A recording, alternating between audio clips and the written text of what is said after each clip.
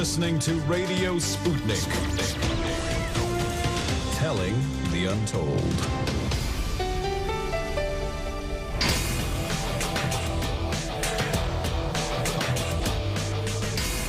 Fault Lines. Live from across the divided states of America, it's time now for another edition, the last this week, of the most disruptive show, covering news, politics, and events from across these disunited states we call America and the increasingly divided surface of this globe. In the Independent Corner, I'm your political analyst, Shane Stranahan. And in the left corner, I am your indefatigable, your burning ember in the darkness, your political analyst, Jamarl Thomas. And together, that means you're listening to Fault Lines with Thomas and Stranahan. And we're back. Hope everybody had a good Veterans Day, Armistice Day for those of you who celebrate that one. Good morning, Jamarl. Good morning. It is.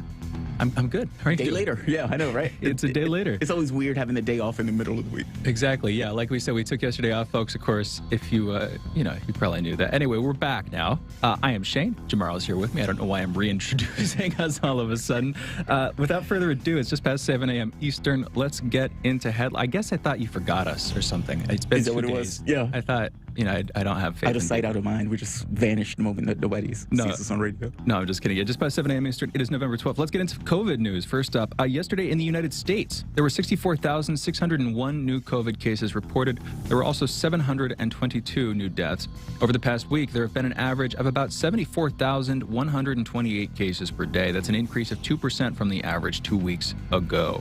59% of the total American public has now been fully vaccinated. That's up from 58% yesterday. And 68% of residents have received at least one dose of a COVID vaccine. As of this morning, the coronavirus has infected 46,822,434 people across the United States. It's killed 759,310 people.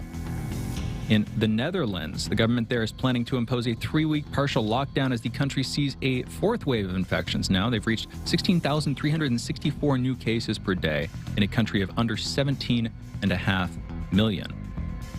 In national news, defense attorneys representing Kyle Rittenhouse, who is accused of fatally shooting 2 men and wounding a third in Kenosha, Wisconsin, rested their case on Thursday in the divisive murder trial and sets the stage for closing arguments early next week. Rittenhouse, 18, took the stand on Wednesday, telling jurors that he feared for his life and only acted in self-defense. Former New York gubernatorial candidate, law professor, and attorney Zephyr Teachout has announced that she will run for Attorney General of New York. New York's current Attorney General, Letitia James, recently threw her hat into the ring racing for governor after effectively dethroning Andrew Cuomo as governor, who was recently replaced by Kathy Hochul.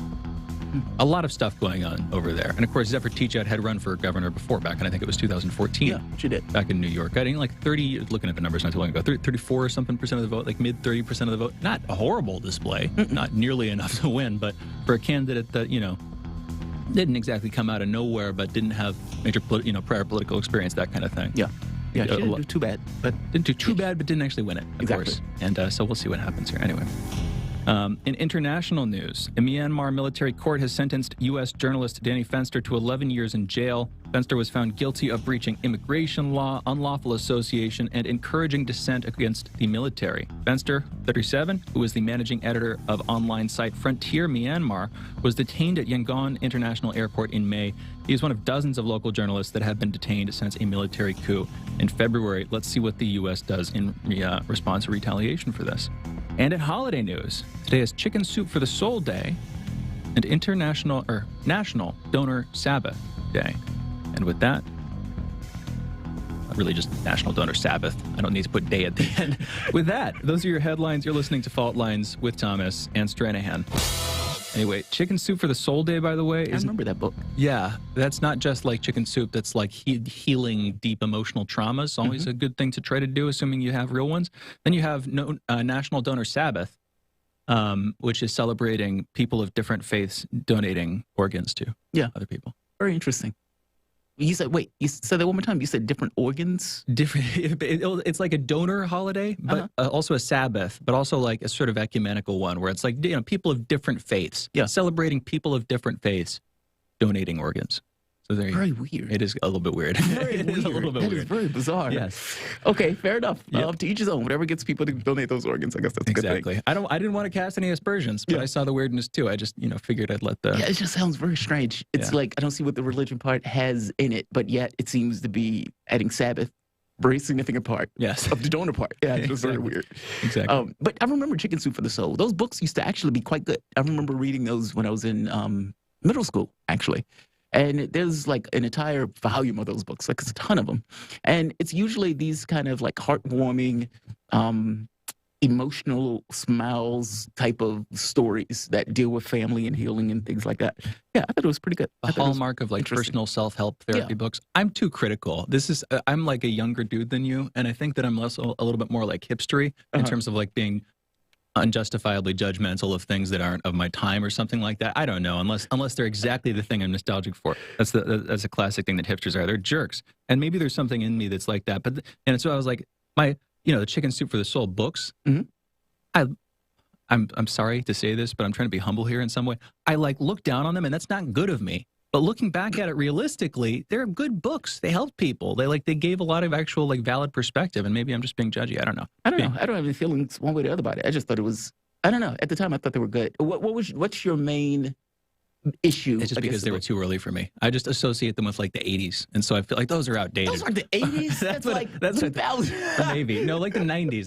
Maybe I Yeah, associate maybe with the them. 90s. Yeah, I graduated in 95. So, yeah, it would have to be the 90s. And I was born in 92, and so Yeah. for me, that's like infantile. Yeah. That's how I view it. But it's just That's judgy. funny, It's just that's judgy. funny. I'm- I guess, do I have that feeling about things in the 80s? Maybe. It always looks so dated to me. of course you do. Yeah. What do you mean you don't? It always looks dated. Like as you're looking back and as you're, going from year to year to year, you start getting to a point where it's like, okay, this looks more normal, et cetera. But no, I was very young, but I used to go through those, and they were, I don't know, I like them. There wasn't any. It's hard to explain. It's bubblegum stuff. Like it's not overly intense. It's not. It's hallmarky. Yeah, it's hallmarky. That's- That's the best word for it. Yeah, Yeah. hallmarky. And so, yeah, I didn't think they were horrible, but I love the fact they made it a day out of it. So great on them for that one. One more headline that you brought up yesterday that I want to make sure that we get into headlines, and I want to hit while we're still in this segment broadly, is the Manchin saying that he wouldn't necessarily go for the Build Back Better plan. Yes. Because of, why do you think he's now, Because he what doesn't- excuse do you think he's coming up with He now? doesn't. Well, what excuse? Yeah. Give me I- two guesses. Because now that progressives have, I don't know. I'll just tell me. I'm not going to take too much time on the air trying to guess. What's his? Now he's saying inflation. Initially, it was Oh, the there deficit. you go. Nobody cares about the deficit. And now we have, 6% inflation, and Manchin is acting like we're rolling wheelbarrows into, with dollars and everything else to buy It's bread. valid now, but I would have thought it would have been just as valid. It would have been, yes. 3 months ago, It 6 would months have ago. been. So it says the data release Wednesday set by the president and the White House staff, slowing work down for the massive tax and spending plan is against the fervent desire of the administration and progressives. So apparently, red hot inflation data validates the instinct of Joe Manchin to punt President Biden's Build Back Better agenda, this is Axios, until next year, potentially killing a quick deal on the $1.75 trillion. Yeah. Now, fast rewind back to AOC saying like, I don't know, man. I get the feeling that these guys can't be trusted on this. And then you move to Jay Paul. It was like, well, the president said that he was, I trust the president of the United States and et cetera, et cetera. So And- did the president trust Manchin then? Yeah. Yeah.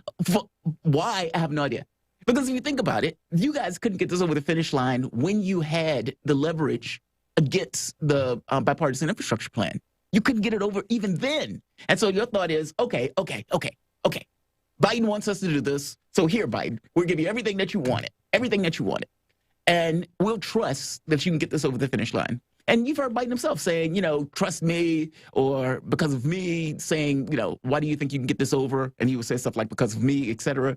Well, clearly these guys were looking for any reason to kill it. I mean, even waiting for the CBO score is kind of looking for a reason. It's like, all right, maybe that score comes back and we can justify killing this.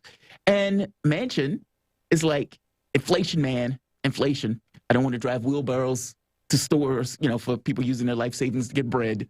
And so we need to stop this now, which is brutal. I mean, it's brutal on so many fronts. If you're Biden, you look incompetent at this point. I mean, you've gone in front of the American public saying, this is what I'm going to do. This is my agenda. I cut it from 3.5 trillion to 1.75. And you gave this impression that you had assurances from the various members in the Senate and in the House to back your particular agenda. You go to lefties and you tell them, Congressional Progressive Caucus, look, guys, I need you to pass the bill. Look how bad McAuliffe got crushed in Richmond, in Virginia. Look how bad, or barely, the Democrats squeaked by in New Jersey. We got to do something. These stats look horrendous. And he's able to convince progressives or lefties to say, okay, fair enough. We'll give you everything you want, and we'll sideline our own agenda with promises and assurances that you're pass our agenda. Well, you heard Manchin's speech the other day. Manchin didn't really give assurances that he was going to back Biden's agenda.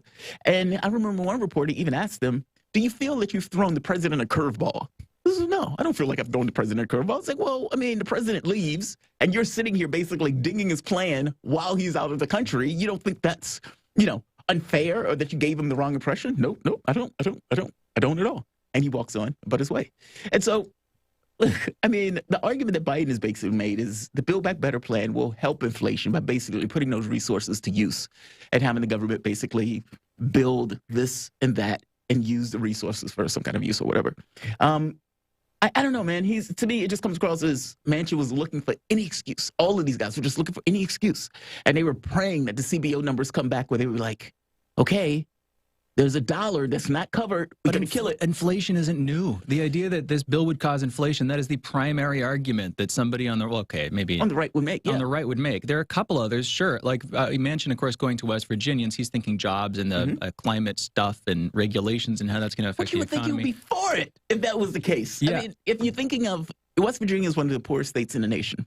And if you're thinking of go for it. But here's maybe another angle. Maybe, and then Cinema comes to mind, who, of course, is looking to make sure that rich people don't have to pay more taxes. But maybe here, if I'm trying to give the benefit of the doubt, and please feel free to cudgel this one or whatever, but take Manchin, assume the best faith interpretation is he's making the inflation point now because there's not progress with Cinema, with this other side, on the tax stuff. In other words, they're not going to be able to get through a bill that doesn't raise taxes on the wealthy, which means you're not going to be able to fund the bill, which is going to lead to inflation. So there's a possibility, good faith possibility, that Manchin, looking at the situation, is actually making a decent point, which is, okay, you're not going to get through Cinema, which means, you're going to get inflation if I sign off on this. Well, apparently Cinema has agreed to something. I don't think it's all that extensive, but apparently she agreed to something. What's wild about her is we don't even know what this bill is. Come on, well, that's the other part, right? That's the other part. We need to basically be able to see it.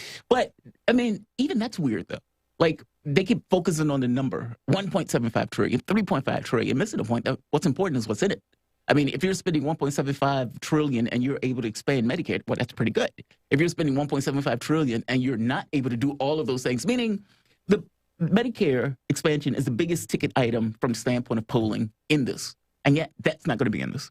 Like, it's stuff like that. It's like, how are you guys getting rid of things that the public supports the most for other things that they don't even necessarily know what's in it? I hear you. But the Manchin thing, I mean, the Cinema thing is weird. So she is you have a lot of rich donors dumping millions into her campaign. Same as it ever was.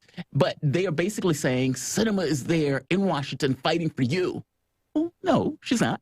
Or there's like, she's fighting for your health care. No, she's definitively not doing that. In fact, it's the opposite of that. So basically, while she's acting this way in Washington or in DC, she has her own supporters, or for that matter, let's say her donors, basically back in Arizona, trying to defend whatever she's doing here by confusing the audience at home. It's wild, wild stuff that takes place.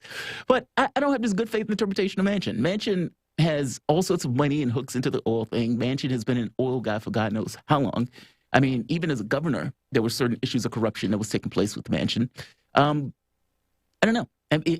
He is a right-wing Democrat. And for his standpoint, his framing of the world doesn't need this other stuff. Like, for his framing of the world, well, West Virginia is not going to overly push me on this. So there's no impetus on that front.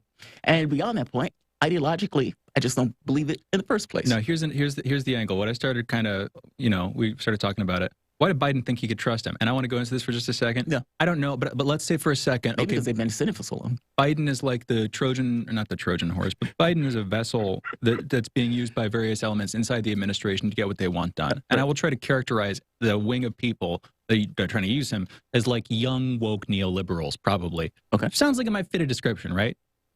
Okay. Yeah. Does that make sense? I mean, you don't know. I don't know, but I'm trying to get a characterization of like what is the what are the intentions? What's the motivation behind the staff, behind the aides? If you could characterize the culture of the people steering Biden, what are they like? And to me, like young woke neoliberals sounds about right compared to Especially the woke part. older grumpy Republicans on the other side of the aisle who they're having to contend with. And Manchin, probably closer to a grumpy Republican, neoconservative Republican or whatever. Like not a moderate. Yeah, he's like a moderate Republican, or like a Republican that's okay with gay marriage. Yes. Now say that Biden is effectively a moot point in terms of being able to actually negotiate stuff, and he's mostly a talking piece for people, which I think is you can accept as a fact in a lot of different ways at this point. Are those young woke neoliberals going to understand or be able to come to terms with Joe Manchin? Are they going to be able to guess what he can do? Or are they completely inept at understanding where he's coming from? Do you see what I'm saying? Yeah. I don't think there's an actual connection on the back end there. So the people that are actually Biden, all of the various, I don't even know, tiny little components, the little monsters that make up the larger monster that we see as Biden, those people are not connected to Joe Manchin probably. They're probably not able to, I don't know, this is an assumption. I'm trying to figure out culturally what the mismatch is because we don't know, because you're having to guess, I'm having to guess, but I'm trying to, there are deeper variables here. Maybe we can identify some of them. I think the thing is, Biden had been in Congress, 47 years in politics or something like that. And for the longest time that he's been there, well, him and Manchin are basically very similar. I mean, it's not from the standpoint of their political acumen over the course of the years or political tenor. You would think that they were very similar. Not is Biden even there? Did you say, is he even Did there? you hear him using the N-word yesterday? Negro, right? Yes. He kept using it. He was like, Negro. He used it like 4 or 5 times. Yep. It's like one thing after another, man. I'm serious. I don't think Biden's there. He was trying to Negro League. He was trying to go there. Yep. With, I forget the dude's name. There was a great Negro. And then he went there again. And then he went there again trying to explain. Yeah. Yes. He has difficulty getting his stuff across. I don't know if there's this huge disconnect. I mean, maybe, look, if it was me and I was in a situation where I was trying to get something passed and I was able to get, let's say 99%, in my head, it would be like, all right, I only need 2 more. And maybe when you only need 2 more, you think to yourself, there's no way they're going to screw with my agenda like this. I only need 2. Satchel Paige. Thank you, Cordell. That's the name of the baseball player. Yeah, anyway, that's it. Go for it, Jamarl. And so maybe you think to yourself, all right, I have all of these guys. I just need 2 over the finish line. And as you get further and further along, you realize how difficult it is to get that 2. I mean, it could just be something as basic as that. Like, there's no way he's going to kill my plan, or there's no way, he's going to agree to this and then not do it. I don't know what's going on in their heads. I would tell you this, though. I don't know why they trusted Manchin. And I know, especially when, for the longest time, these guys have been trying to kill the reconciliation. And whatever excuse they're going to use at this point, it sounds like the excuse is going to be, we're riding wheelbarrows to take our savings to get bread, man. Zimbabwe. We can't let us be Zimbabwe with 6% inflation.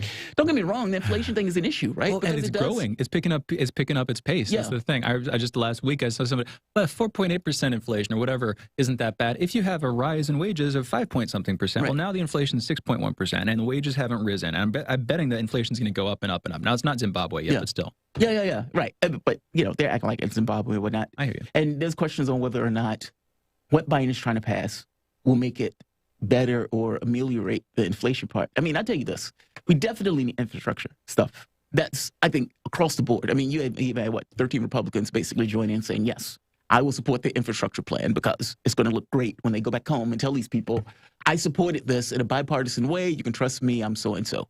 But yeah, the reconciliation part, personally, I thought both of them were required. In this case, I don't know what Biden is going to do. It just looks bad. I mean, it looks bad all around. If you are Biden, it looks like you can't get your job done and can't get your agenda done. It looks like you will get assurances for people that they don't, for a particular reason, have to live up to. And on some way, it undermines your ability to be a leader, your ability to be a boss, your ability to even look like you can get things done. If you're a lefty and you basically said for 5 months, these 2 bills are connected. You're not going to get what you want unless I get what I want. And then on a whim, give it all up. And not just give it all up, pass their bill without any key assurances on your own. But the Republicans, I thought it wasn't even the squad that switched. It was the Republicans that got brought over, right? Some Republicans did get brought over. That is true. But you also had this thing where it looks like, and I could be wrong on this, that the squad basically waited until it was sure that the bill passed before voting against it. Just to, keep their name on the right side of the column or whatever. Yes. Yeah. So I don't know. I mean, for the longest time, Nancy Pelosi wasn't even going to bring that thing up. But it did come across to me as if, keep in mind, the Congressional Progressive Caucus had, 80 members, something like that. And so even if you got 13 Republicans, there was enough of them to basically kill it if they didn't go along with it.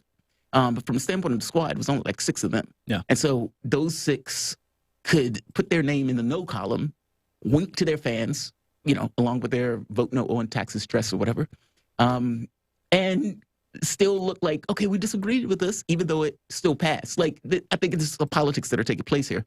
But the CPC could have killed it. They went along with it at this point. And in going along with it, it's very possible that the thing that they told their people that they were going to get for the last several months goes up in smoke. It's so obvious to me now horrible. why Republicans, for some reason, continuously call the CCP call the CPC the CCP. Yeah. It's because to avoid confusion with the Congressional Progressive Caucus. Yeah. Or maybe they just want them to stand for the same acronym so they can tie progressives and literal communists at the waist forever. I don't know. It's probably a little bit of both. A little bit of both. But yeah, man, it's wild stuff. I mean, it really is the politics that's taking place here, and it's discrediting across the board. You can't tell people that you have this agenda in mind, and then you get in office, and the people are looking for that agenda, and it goes on for 5 months? We've been having this conversation for 5 months, and then at the very end of it, at the very last minute, when it looks like Biden is going into a rough midterms, when it looks like the various Democrats that are in the various states are having a rough time competing with Republicans. And then, you end up not able to get done what you said you were going to get done, and you breathlessly told the American public, whether that's $15 an hour, whether that's legalization of marijuana. Some of this stuff doesn't even require Congress, and Biden didn't do it. It looks bad. It looks bad all the way through. So we will see how this turns out. And hey, maybe he does get Manchin at some point, right? Maybe Manchin is, but my thing is, if Manchin says, I'll support this if it was $100 billion, what could they do about it? Nothing. It's slightly aggravating. By the same token, I don't know why they thought otherwise. The moment they gave up their leverage, they gave up their leverage. Got to take some lessons away from this, man. And we got to go into our break, too. We'll be coming back in a minute. In Jamarl's soapbox segment, monologue, maybe a short back and forth. Regardless, getting back into it. After that, we're going to be talking about the COP26 Climate Change Summit closing. What got done? You're listening to Fault Lines with Thomas and Stranahan. We'll be back on the other side of this short break. Be right back.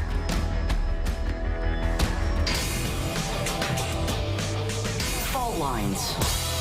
Radio Sputnik. Are you bored? Are you lonely? Do you need a hug? Well, we can't give you that, but we can keep you up to date on Radio Sputnik.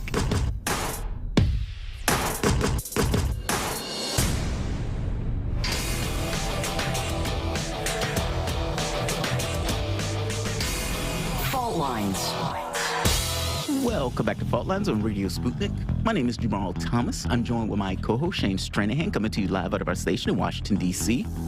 If you guys live in the area, you can catch us on radio at 105.5 FM and 1390 AM. We're also in Kansas City at 102.9 FM and 104.7 FM.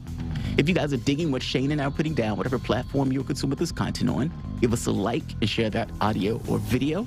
If you want to join in on the conversation, you can do so with a chat, a tweet, and of course, you can reach us by phone at 202-521-1320. That is 202-521-1320. Your engagement helps make this show what it is, so definitely don't be shy. So I want to continue a little bit with the conversation Shane and I were having a little bit earlier before we crossed into this segment, the soapbox segment. Basically, on the issue of Manchin, the reconciliation bill, Joe Biden, the Congressional Progressive Caucus, and many of the lefties that are considered to be in the squad and so forth. This has been disastrous. And keep in mind, not just for Joe Biden, which you can look at his polling numbers and you can look at his falling polling and everything else to see how bad it is. You can even look at the comparison between Democrats and Republicans and compare the two. Which one gets more done? Republicans by 15. Which one is better on the economy? Republicans by 20. Which one is better on immigration? Republicans by 20 something. And down the list, big ticket items, with the exception of something like COVID, where Democrats get higher marks on for obvious reasons, it looks very bad. In fact, it looks so bad that based on the polling results that Biden, I think he's at 38% with Kamala Harris, even 10 points less than that, meaning if Biden doesn't run again, it is unclear who would. It is even unclear who carried the torch if Biden decides after a year or two that he can no longer carry the burden. This is a recipe for disaster, not just for the midterms, but also for the presidency coming up in a few years. What's interesting to this, and what needs to be made clear, it didn't have to be this way. In the beginning, when Biden first got elected, there was all sorts of promise. There was all sorts of potential. Yes, Biden didn't necessarily look like he was altogether there. And no, I didn't vote for Biden because I didn't necessarily believe Biden had a track record that you could basically trust on him to get those items accomplished. By the same token, if you're getting in after 700,000 people drop dead, well, you have potential. When FDR got in, and his argument was, you have nothing to fear but fear itself. He went on a tear, passing one thing after the next in order to get across to the American public, I'm your president. I'm going to be the decider in chief. I'm the guy where the buck stops. Can you say that's true for Biden? Look at the polling results. Even when it comes down to people who are basically saying, should Joe Biden run again? You get like half of the public saying no. In fact, you get more people saying that Biden shouldn't run again then Trump shouldn't run again, which should tell you something about how disastrous this presidency has gone. Part and parcel to the reason this has gone this way is because I would point out, just like the other Democrats over the course of the last 20-something years, it's the discrepancy between this is what we're going to do and this is what we represent versus this is what we actually do when we get in office and this is what we actually represent. You can't tell the American public that you're going to give $15 an hour because anything less is a starvation wage. And then you allow those people to remain on what you have called a starvation wage. You can't tell people that you're going to pass this huge Build Back Better agenda when all of these things are going to be a part of it. And then you can't get your people on board to give you the votes necessary. And even when you come up with a deal, cutting your own deal in half, your guy, Manchin, basically puts a knife in you while you're out of the country, getting across that he's not going to pass, or at the very least, he's not for the thing that you as president have told the American public and many of the people on the left that you were going to get passed. Whether it's Afghanistan, whether it's the AUKUS deal, whether it's the way he's engaging with Europe, across the board, even the COVID issue, where the numbers haven't necessarily gone down from Trump. I mean, we're hitting over 1,000 a day. I mean, yes, it's 722 deaths for yesterday, but over the past several weeks, we've been well over 1,000 a day. This has not been a presidency that has gone well. And at this point, I honestly have a hard time figuring out how Biden can even turn it around if he did everything right from this point on. Democrats should be afraid. They should be very, very afraid. In the midterms, which I honestly believe the governor's race in Virginia and the one that took place in Jersey is kind of a canary in the coal mine for what is taking place. But yeah, definitely for the midterms, be afraid. What are your thoughts, Shane? I think, man, if you would have talked to me, let's say when Biden first got in office, and I probably would have said, look, if they get their agenda accomplished, they could run the board. Meaning, if you can get across to the public, I'm competent, we know what we're doing, this is what we said we're going to do, and we did it. And if you could do that, then you're great. You're walking pretty. You're strutting on that particular point. If you can't do that, which they weren't able to do that, it's going to look bad. And it's not going to look bad in this kind of, okay, if Republicans are going to get one branch, they're going to get it all. I mean, they're going to lose the House. They're going to lose the Senate. They're going to lose the presidency. And the next president that comes in is probably going to be a far more competent version of Donald Trump. Be afraid. What are your thoughts? They won't learn the lesson. They'd prefer a log sitting on a hill, rolling slowly down it, to Donald Trump. They prefer, Joe Biden asleep at the top of that hill on a picnic blanket, enjoying the sight of the clouds above him, to Donald Trump, even if that's what he does for all 4 years, and even if he dies halfway through it. They'd prefer that to Donald Trump. They would prefer anything to Donald Trump. Anything to Trump, yeah. And I don't know what anybody's going to say to get them out of that mindset. But I think somebody will say something to get him out of it. I just don't know what it is, if that makes sense. I like what do you do to get through that? I have no idea. I mean, if Trump wasn't a wake-up call, then I don't know what is. Because honestly, I don't necessarily think Trump came out of the blue. I don't think it was a situation where he just came out of some ether somewhere and just was there. I think when we talk about this notion of degrading political system or degrading culture and this stuff. I think Trump is just one of those marks as you go down the hill on that. It's an indicator. Under normal circumstances, can you ever imagine somebody like Trump getting elected in the 70s or in the 80s or in the 90s? Not so much. I mean, this looks like idiocy, like the movie on some level where you have wrestlers as the president of the United States, that type of weird stuff. The specific things about Trump that made him electable are like a result of cultural degeneration, though, I think, and maybe just a hollowing out of the electable class or something. Among those people that the establishment deems fit to sit in the Oval Office, how many do the American public like? And that number has probably shrunk over time, yes, considerably. And then also American culture might have gotten a little bit more crass. And, certain elements of American culture in response to political correctness probably went too far in the other direction and were like actively supporting people who are saying controversial things just because they're contrarian about it. You know what I mean? And you put both of those things together and you get a controversial, polarizing figure like Trump who says very anti-PC stuff all the time, not even a great leader, but already popular. I don't want to hit him just to hit him. But my point is, I agree. It's a degeneration of the culture. That's my take. It's also a degeneration of government in general going on. But at the same time, you literally want somebody, I think, somebody's better than nobody. Yeah. By and large. I would rather have Trump in there right now than Biden. And I think a lot of Americans feel the same. And it's not because I like Trump. It's because Biden just yesterday said the N-word, and not out of any necessary antipathy, but because Negro. Okay, but still, it's another. It's true. It's true. I'm uncomfortable saying each of them. And so I'll let you say. Well, I don't mind saying Negro, miseducation of the Negro, but I know what you mean. He hit it several times. Not because he hates black people, it's because he thinks it's 1960 or whatever. I'd rather have Trump sitting there because at least he knows what year it is, and I think a lot of other people feel the same way. Yeah, basically, I would rather have somebody than not. It's very weird. I want to add something else to that. This notion you mentioned government decline, or this notion of this inability to connect the American public with government and with, let's say, the institutions of a particular society and system in a way where the public feels that the institutions are working in their favor. I think that's a big one. I think that's where you get this notion of distrust, where people, I don't trust the government, I don't trust the health system, I don't trust this, I don't trust that. It feels like this kind of degeneration of various institutions in the country itself. And I think part of that is if a public feels like it's associated with the government to which they're in. If you are, maybe you're not rich, but you definitely have health care when you need it. Or maybe you're not rich, but you definitely have somebody to take care of your kids when you can go to get a job. Like, if there are things in your society that allows you to kind of make your way, whether it doesn't feel like all of the money is just going towards one side of the political space, it makes it far easier for you to kind of have associations with these kind of institutions. I think part of this, honestly, and I would put this more on Democrats, weirdly enough, only because they're the party that has this philosophical responsibility to kind of smooth the edges of the capitalistic system. It's like a release valve. And at the point where Bill Clinton basically didn't do that, and he basically passed all of these right-wing policies while continuously speaking in this kind of, I can feel your pain language, it feels dishonest on his face. And, how many years can you go with that level of dishonesty before people start checking out the political process? I guess 20, 30, maybe. But let's do this. Let's take a break. We have Paul Beckwith, and we're going to be talking about the end of COP26. What got accomplished? Did anything get accomplished? And where do we go from here? You guys are listening to Fault Lines with Thomas and Stranahan. We'll be back in a moment.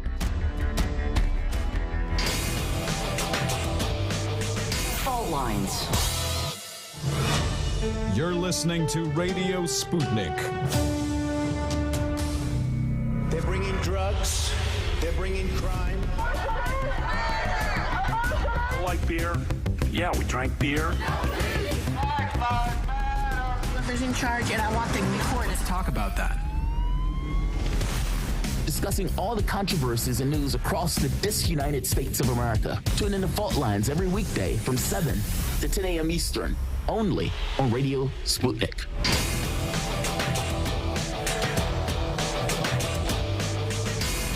Fault Lines. Welcome back to Fault Lines on Radio Sputnik. My name is Jamarl Thomas. I'm joined with my co-host Shane Stranahan, coming to you live out of our station in Washington, D.C.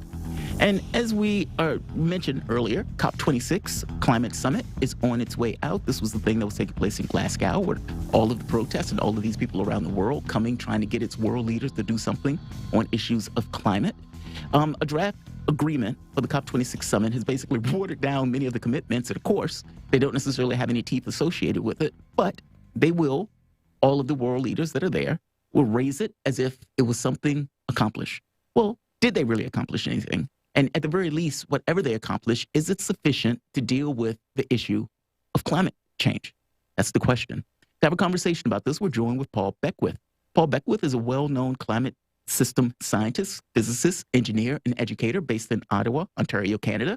He is a respected creator of entertaining and comprehensible videos, usually pertaining to climate system science, abrupt climate change, meteorology, oceanography, and earth sciences. He also occasionally teaches at the University of Ottawa and is often asked by concerned citizens and government officials to speak at conferences and events, and has participated in numerous panel discussions. He also participated in several discussions at COP26 in Madrid, and has often been interviewed as a guest on various radio and podcast programs. Paul, thank you for joining me, man. How are you doing today? I'm good. Thanks for having me. I think you mentioned last time you were here that you were going to be speaking at one of the panels at COP26. Was that true? Did I remember that correctly? Yes, I've been on a number of different panels, just about one every day. I've missed a couple days, but most days I've been on one panel, and on 2 days I was on a couple panels. So it's on all different topics, mostly about changes to our climate system, how quickly they're happening, how risky they are, what consequences there might be, what will happen in the future, that sort of thing. The usual sort of stuff that I do my videos on. Let me ask you this. Do you see a difference in COP26 and COP27? COP25 and COP26, meaning you were there for the previous year also. Did you see any kind of marked difference in the severity that the countries were taking it, or the dialogue and the conversation that they were having between the years? Yes, this is actually my fourth COP. The first one was Lima, Peru in 2014, and then I was in Paris in 2015, and then Madrid, of course, in 2019, and then this one. There was no COP last year. It was canceled because of the pandemic. And I see there does seem to be a ratcheting up of concern with the negotiators and the different countries, but nothing that is certainly not enough. But I've seen the urgency level in the general public and the NGOs, non-governmental organizations, and in the youth at the COP. So the urgency level has notched way up since Paris, Madrid, and even since Madrid 2 years ago. Many young people are, they're in tears, literally. They think they're fighting for their lives, and they don't think that they're being listened to. They don't think that any there's nowhere near enough being done to address the climate crisis. And I know, like you said, a lot of people feel that way. What about this? This didn't come from COP26, but it came during it, of course, just a couple of days ago on Wednesday, the big deal announced between the U.S. and China working together, and which coincidentally maybe, or not, I'd seen earlier in the day articles criticizing both China and Russia for not attending the COP26, and then literally within what felt like a couple of minutes, I saw, okay, the U.S. and China are working together. So it felt, I don't know, emotionally unintuitive, the way the narrative has been framed here. But that's a geopolitical point. Regardless, what do you think of the specific deal that the U.S. and China came to on Wednesday? Paul? Well, there's not a lot of specifics that I've seen. I mean, the U.S. and China have agreed to slow emissions by 2030. I don't know if they put a number on how much. Did you see anything yourself? I mean, I haven't seen. It's just sort of it's almost like it was put out there maybe to deflect some of the negative criticism, maybe to try to, coming near the end of the COP, to try to.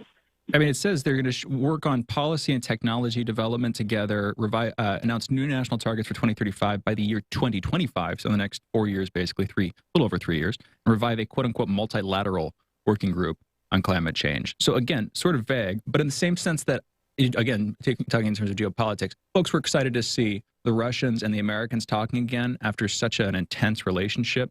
The Americans and the Chinese have been on slightly rocky ground recently, and with this with the climate change issue, That's been a big bone of contention between the two parties. And so the hope, the optimism here going into it is maybe they're going to talk. Maybe we're going to see some progress. Maybe this will turn into something substantive. My understanding here is we hadn't really been talking that closely, right? And so how do you see this? Do you think this kind of thing is valuable, or do you see it mostly as just for show?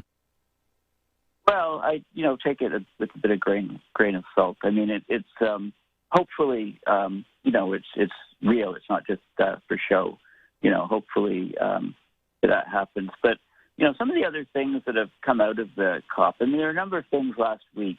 The first week of COP that look promising, like the commitment to reduce methane, CH4, 30% by 2030. Okay, so that was agreed upon by the countries that were at COP. Of course, China and India and Russia aren't included because they weren't there to do the agreement. But and also there was an agreement on forest deforestation and forests. So the agreement was that deforestation is supposed to stop by 2030 in the countries that signed, which was the countries at COP. And there was more money pledged for adaptation in developing countries. But there's been pledges at previous COPs, and those pledges didn't actually lead to the money being paid, or they were pledges. Sort of like, I mean, when I think of pledge, it's sort of like a promise. Maybe it's a bit weaker than a promise. I don't know. The terminology, how you call it what you want, basically. But I mean, the money didn't go. The money that was pledged or promised in previous COPs, a lot of that did not end up. That promise or pledge was not met. So, another pledge this conference, will it happen or not? I do think that, Greta came out. She was there the first week, Greta Thunberg, and she said, the COP's been a complete failure. And she said that, the first week, and then left, went back to Sweden. Is that all that she did? That seems I just want you guys to know this is a failure. This is a failure. You're failing. I'm going home. Drops the mic. That seems like what Greta does. Is that the extent of what she said, basically, Paul? I think it was a bit ridiculous for her to say that the 2-week COP has failed, halfway through. Yeah. But does she have a point, though? I mean, like you said yourself, that they made these commitments, and you even said the pledges, like, it feels less than a promise or less than a commitment because they apparently weren't even living up to those. It feels like, I guess I can't fault her entirely too much because it does feel like it's almost like recycling. My wife has the blue recycling thing, and she throws her cans in the recycling thing, and she gets really angry if you don't put it in. And it's like you realize that the overwhelming majority, like 70-something% of what's causing this stuff at the issue is not this. But it feels good for her to do it, and she feels like she's contributing to it. That's what the COP 26 or 20 whatever feels like to me. And maybe that's Greta's frustration with it. It's like you guys are coming together, all of these world leaders, and it looks like you guys are just showboating without any kind of real, let's say, teeth in the things that you're trying to do to fix an issue that is supposedly existential. Tell me if I'm wrong, though. Yeah,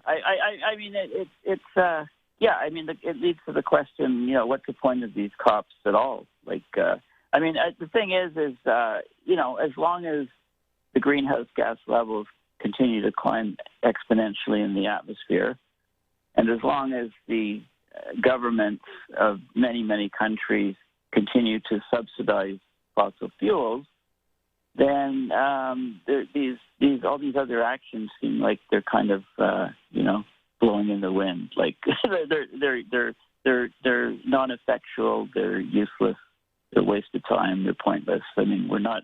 The key metrics are, the CO2 levels in the atmosphere, as long as they continue to rise.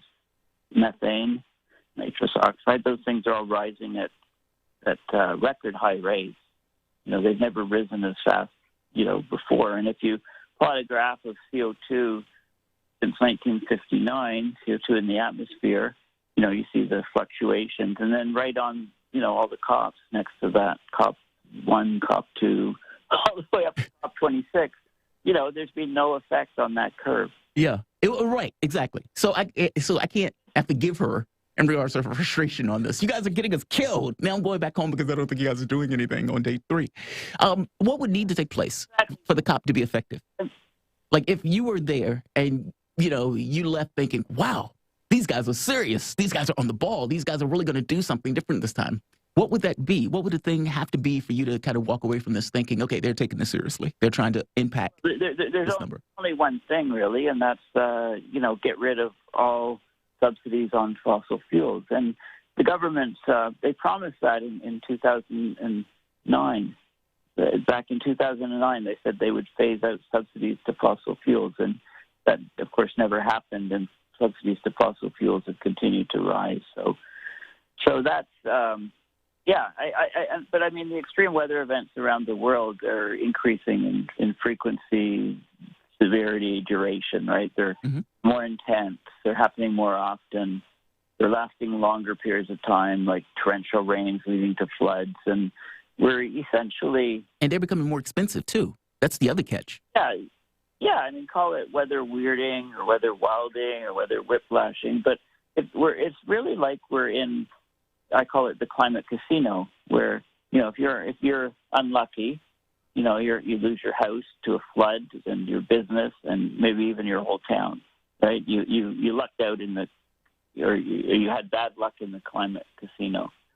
And it can happen. It's happening to more and more areas around the world. And, we're heading, clearly the trend showing that we're heading to a world without Arctic sea ice.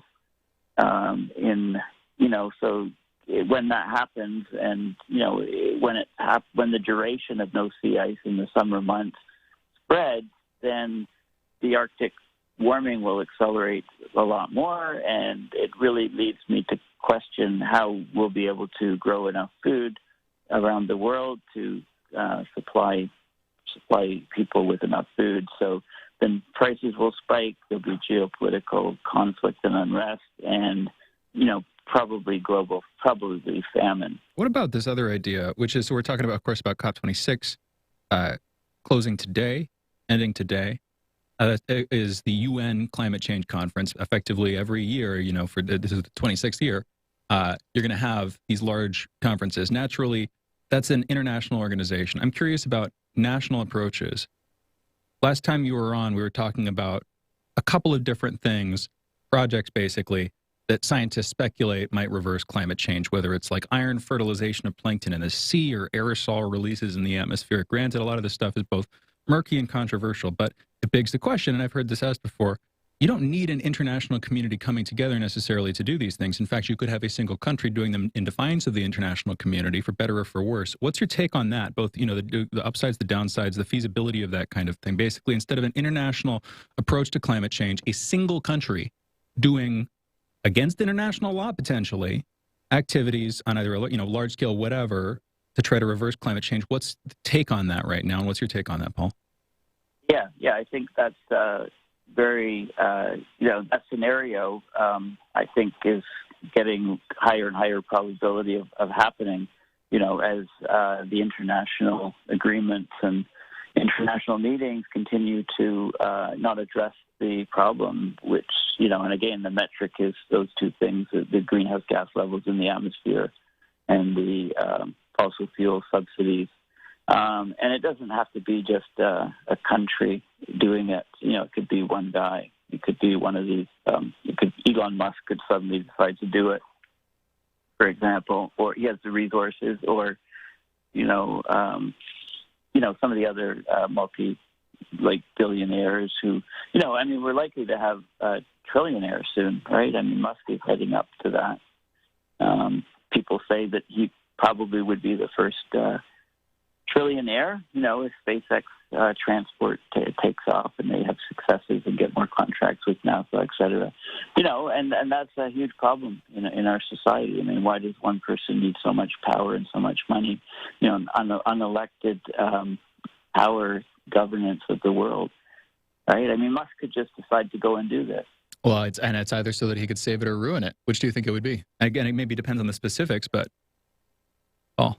Well, it very much depends on what method was being used. But look, the way we're continuing,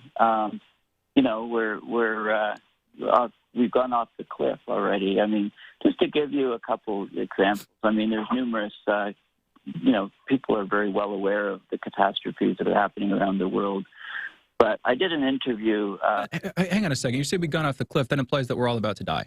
That's the direct implication. And growing up, a lot of younger people feel that, like, again, I think maybe even last time you were on, we were talking about the opinion polling of younger folks, like teens, early 20s, shifting to the point where in certain groups polled, the majority of people now think that the demise of the human civilization is inevitable, which is either shocking realism and startling clarity from the younger generations, or them being pushed to the brink of a lot of psychological trauma by people who might be just using them as political tools to try to get what they want, for better or for worse. Again, I'm not trying to say that the push to try to, I completely believe in climate change, and I think that we need stark action, starker than a lot of people think, to solve it. But my point is it good to say that we've gone over the cliff? Doesn't that cause despair, and isn't despair demotivating? Well, we set we set things in motion which are very difficult to stop.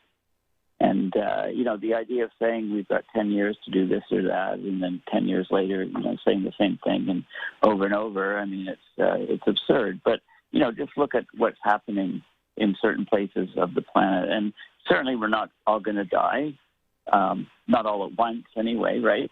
It's not like a huge asteroid coming, but it's kind of like, parts of the world are becoming uninhabitable, for example. Give you the example of a city in Pakistan, Jacobabad. It reached 125 degrees Fahrenheit this past summer. That's 51 2/3 degrees Celsius. You think, oh, well, that's Pakistan. It's always hot, there and in India and some places in the Middle East, et cetera. But British Columbia, in British Columbia, on the west coast of Canada, we reached over 48, 49 degrees Celsius for 3 days in a row this past summer. In fact, we reached 49.6 degrees Celsius. It set a new temperature record in Canada. And you can check the latitude of this town, Lytton, British Columbia, where those records were set. And then on the fourth day, the whole town was destroyed by wildfire in a similar fashion to Paradise, California was destroyed in a wildfire, fast-moving wildfire 2 years previous. Ironically named Paradise, California. Yeah, Paradise, exactly. There's places in the Middle East next to the Persian Gulf where the water temperature, sea surface water temperature, is approaching 35 degrees Celsius in the middle of the summer. Now, it's 33.5, 34, but when it reaches 35, an abrupt thing happens. Basically, when the temperature is 35 degrees Celsius with 100% humidity, the human body cannot lose heat from sweating. So we sweat. The sweat will stay on our skin, and it won't evaporate in that condition. So there's no cooling obtained from sweating. So the body core temperature rises, and a person outside in those conditions basically has heat exhaustion, and then heat stroke, and dies 6 to 8 hours. So you can't be outside in those conditions unless you're wearing some sort of cooling suit or something. I mean, you just can't live outside. You can't be outside in those conditions. So it seems to be every year now, effectively, that we have certain parts of the world, in tropical, equatorial areas that are having to deal with weather that extreme, where, like you're saying, you just can't sweat away the heat, and you die from heat stroke. Effectively, I'm familiar with that, and we know that's a sort of grisly thing that we hear about regularly. So, without denying that, and there's no use denying it. In fact, you need to focus on that as like a key, one of the key ways this can go really wrong. Again, there's this thing about despair and going off the cliff. I was glad to hear you say that we're not all going to die, which is good. Well, I said we're not all going to die. We all die at some point. Oh, we all, of course. Yeah. We go for it, Paul. But, the natural order of things is that it happens at different times. So we're not all going to die at once, right? But there's over 10 million. There's about 8 or 9 or 10 million people dying every year from the particulate matter that goes into the atmosphere from fossil fuel burning. Air pollution, yeah, horrible problem. And that's like one of the major sides of this, that even people who are, whether climate change skeptics or whatever, there's a weird rallying thing there once people are made aware of how dramatically the burning of hydrocarbons affects air quality and how horribly that affects people. Of course, a lot of people know about lead poisoning, the lead in the gasoline being in the air. Don't think about the air. Literally, scientists, I was just talking about this the other day, scientists trying to determine how much lead, and when they were first discovering this stuff, they had to strip off, they had to they'd isolated a chamber, there was more lead in it than they expected. They changed their clothing, still more lead. They had to put on a hazmat suit because the lead had penetrated their skin and their hair. Wow. And that's, granted, we phased that out, but air pollution is still a major problem, and those stories are shocking enough that I feel like there's a rallying cry there. And yet, my optimism, I don't feel it's not just because I'm going to get on a lifeboat, which is, I think, a lot of people who, they look at people who are optimistic about climate change and they're like, oh, this guy thinks he can get out of it. I'm planning on going to farm somewhere. I would be more susceptible to ecological changes than a lot of people. My optimism comes from the sense that there actually are ways we might be able to reverse this. And some of them are on the table, some of them are off, some of them are clearly unwise, but there might be some that are wise. And what I want is optimism and technological forward thinking. You see what I'm saying? And I feel like you need some momentum and motivation there and a certain belief, not in the inevitability of your success, but in the possibility of it to actually get there. What's your take on that, Paul? Exactly. I mean, that's the human condition, right? And we can't just give up, throw up our hands and not do anything. I mean, I've talked about many different ideas about ways to, we need to slash fossil fuel emissions. There's no question. And that's what most of the cops are focused on. And well, Paul, I think you agree with me. I don't agree with Shane on this. I think it is necessary to get across to people of their situation. And I don't necessarily think hope as a drug is all that beneficial to people. But I don't think that's a fair way to frame what I said, because I said we should focus on the story that he brought up of people dying from heat stroke in equatorial areas. We should be aware of that. But, I mean, if the reality of it is, in the way that we're going, this is getting disastrous, then I don't see the point in not dealing with the fact that it's getting disastrous, especially if there's no turn. Like, from your framing of this, from your optimism associated with it, what do you see changing that gives you this hope of, okay, this is going to get better because I can see these constituent things happening in our current society that is going to make this tweak or that shift? I don't see it. Shane? Yeah. It sounds like you're asking me to solve all of the problems right there, which is an unfair request, Jamarl. No. It sounds like you're asking me to give you a path in the world, a path out of this. What do you see in the society that gives you this notion that something is changing to make this situation better? And I'm saying, I don't see it. I think that a lot of people are talking about this. Greta Thunberg, even though she might have been made fun of, is now a household name that everybody's aware of. Right. The push, justifiably, to malign people who will offhandedly reject climate change has effectively succeeded. Most people accept and agree, unlike just a couple of decades ago, that climate change is a real serious issue, that we should do things about it. That's obvious cultural change. I don't know what you're talking about. Well, what has changed?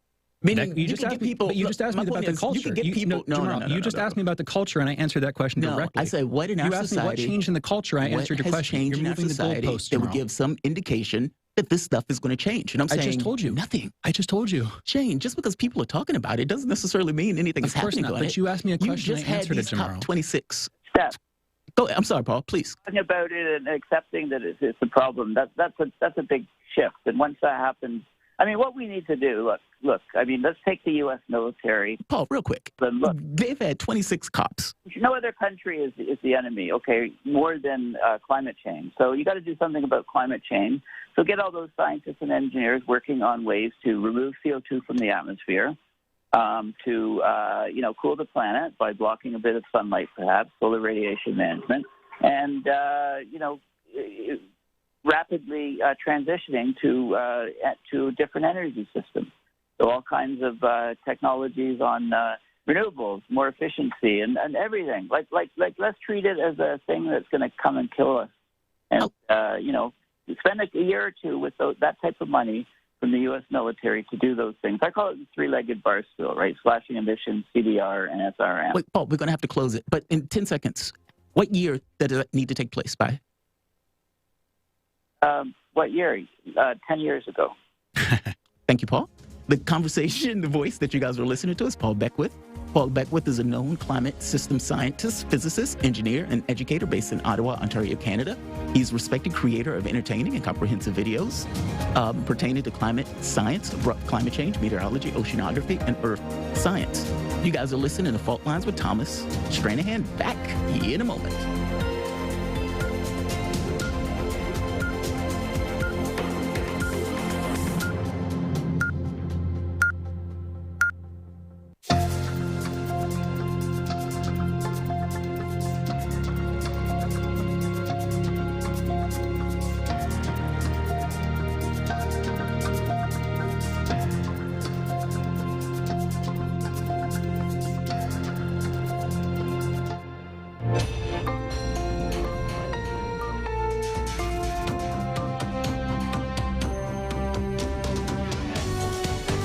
listening to Radio Sputnik. Telling the untold.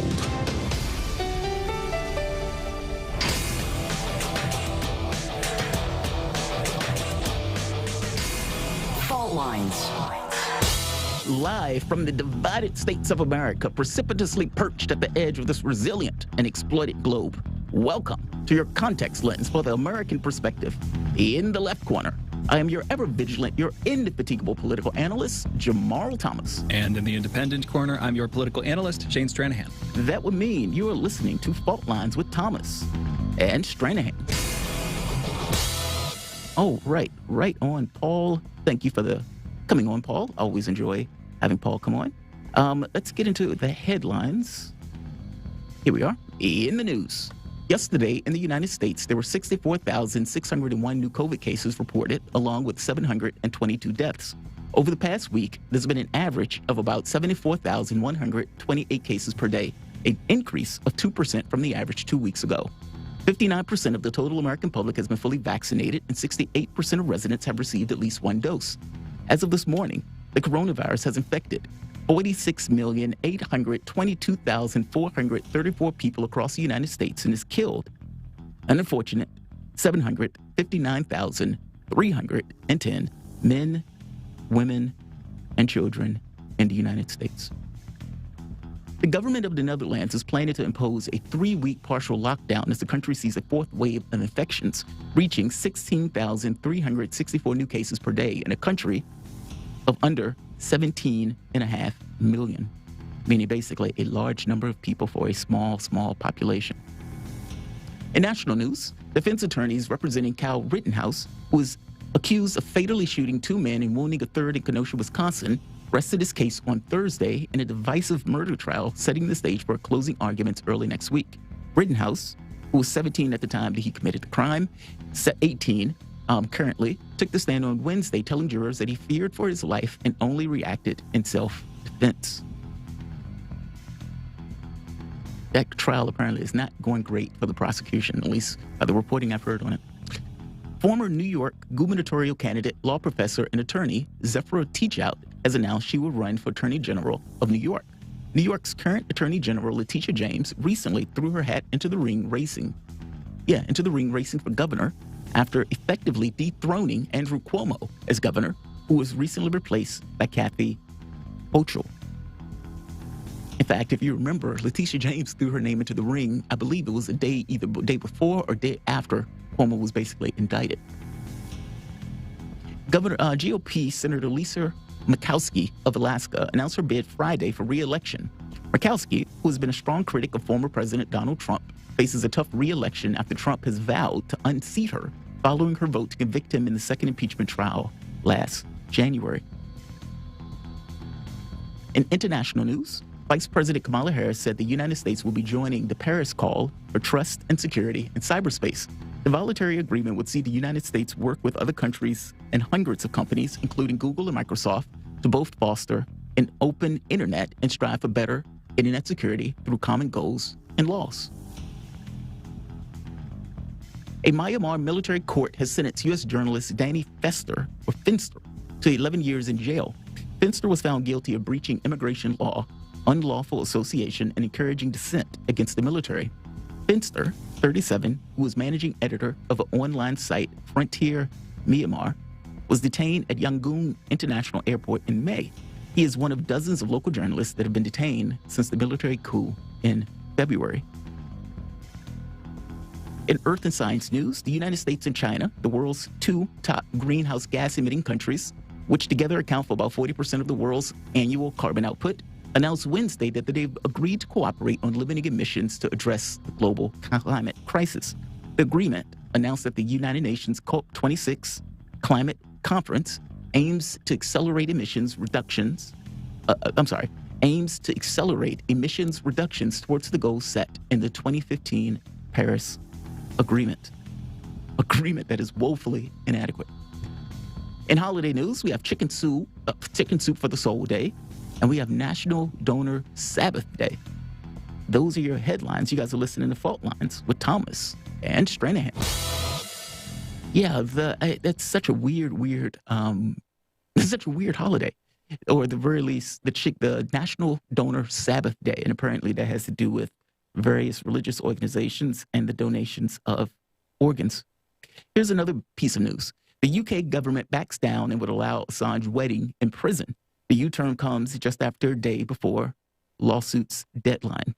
So apparently, beforehand, there was this issue on whether or not Assange would be allowed to marry his wife while he's in Belmarsh. And initially, the thought was that this was going to be resisted. Well, at this point, it seems like they're going to allow that to go through. Very interesting. Very, very interesting. One of the other stories that came up recently has to do with the immigration crisis that's taking place in Poland. So if you remember, this has to do with Belarus and many of these migrants that are basically on the border between Belarus and Poland. And there's been all kinds of, let's say, brinksmanship on this notion of Belarus basically saying, yeah, we can't do anything about preventing these guys from crossing into Europe. Well, Poland has basically enacted its military. Its military is basically standing at the border. There's a 200-mile border between Poland and between Belarus.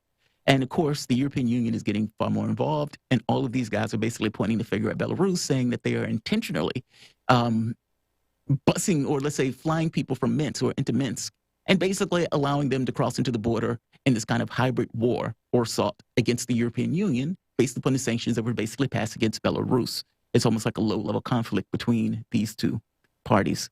It's kind of hard to know how this is turning out, but it seems that this is getting, let's say, that much more provocative in regards to these two sides that are basically at each other's throats. It looks bad.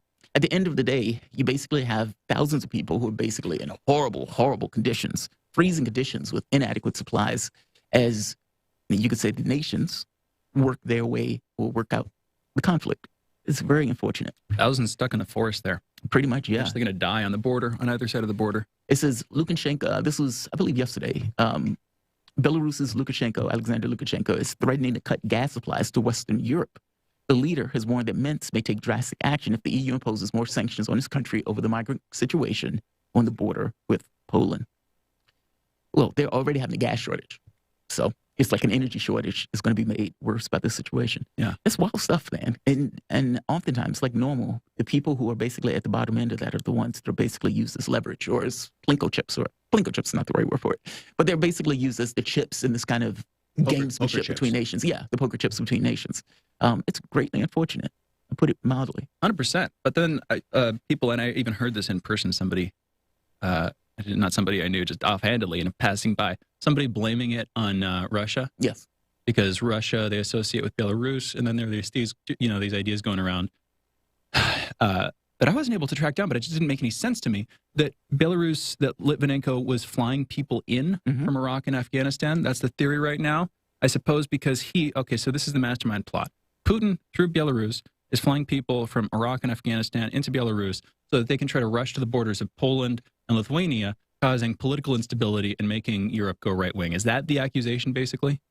Oh, man, I don't know. I mean, the accusation that I heard was that Belarus was flying these people into Minsk and basically helping them get to the border. Well, what's the point? Why is that a problem for Poland and Lithuania other than political instability making them go right? Why would Putin care? Because back in Brexit and all this problem, if you remember, the populist swing, not just in Brazil, not just in America, not just in the UK, but across Europe. And there are a couple other countries. I would think of Hungary, too. I'd include them in the list. The populist swing back in 2015, 2016, 2017 with Brexit and all that stuff, largely blamed on Putin, right? Right?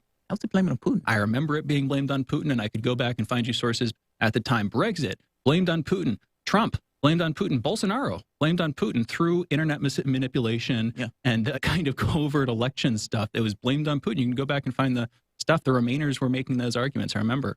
About Brexit specifically. I do remember Trump being blamed on Putin. Basically, that the Russian. You can find a Wikipedia article: Russian interference in the 2016 Brexit referendum. They've got a bunch of accusations on there, all from mainstream media, like Wikipedia likes to do. Okay, fair enough. My point is, I think that's the assumption there. But go for it, Jamarl. What were you going to say? Well, the assumption that Putin is doing it for what, to destabilize that particular region. I mean, Belarus is his own country. I mean, every so often you might find an article that says Putin did this. And I did see this notion that these guys were trying to link Putin to Lukashenko's behavior or decision-making process and everything else. But I don't necessarily I don't know if it's fully fledged out why. I mean, do they really believe that their whole point of it is to destabilize Europe? I mean, that's what they think Lukashenko is trying to do. But yeah, I don't know what Putin has to do with this one. That's what I heard them associating Putin with it. I agree. I'm just saying, I've heard people making this argument, and I think it is as off base as I think you'd probably do. Yeah, I mean, it's his own country. I mean, Lukashenko is, he's his own leader in this case. I mean, yes, he has associations with Russia, but that's not the same thing as basically being an animatronic robot in kind of the way they tried to act like Trump was a Manchurian candidate. I do think there's a difference in it. But at this point, I got to be honest, they throw Russia into everything. Doesn't matter what it is.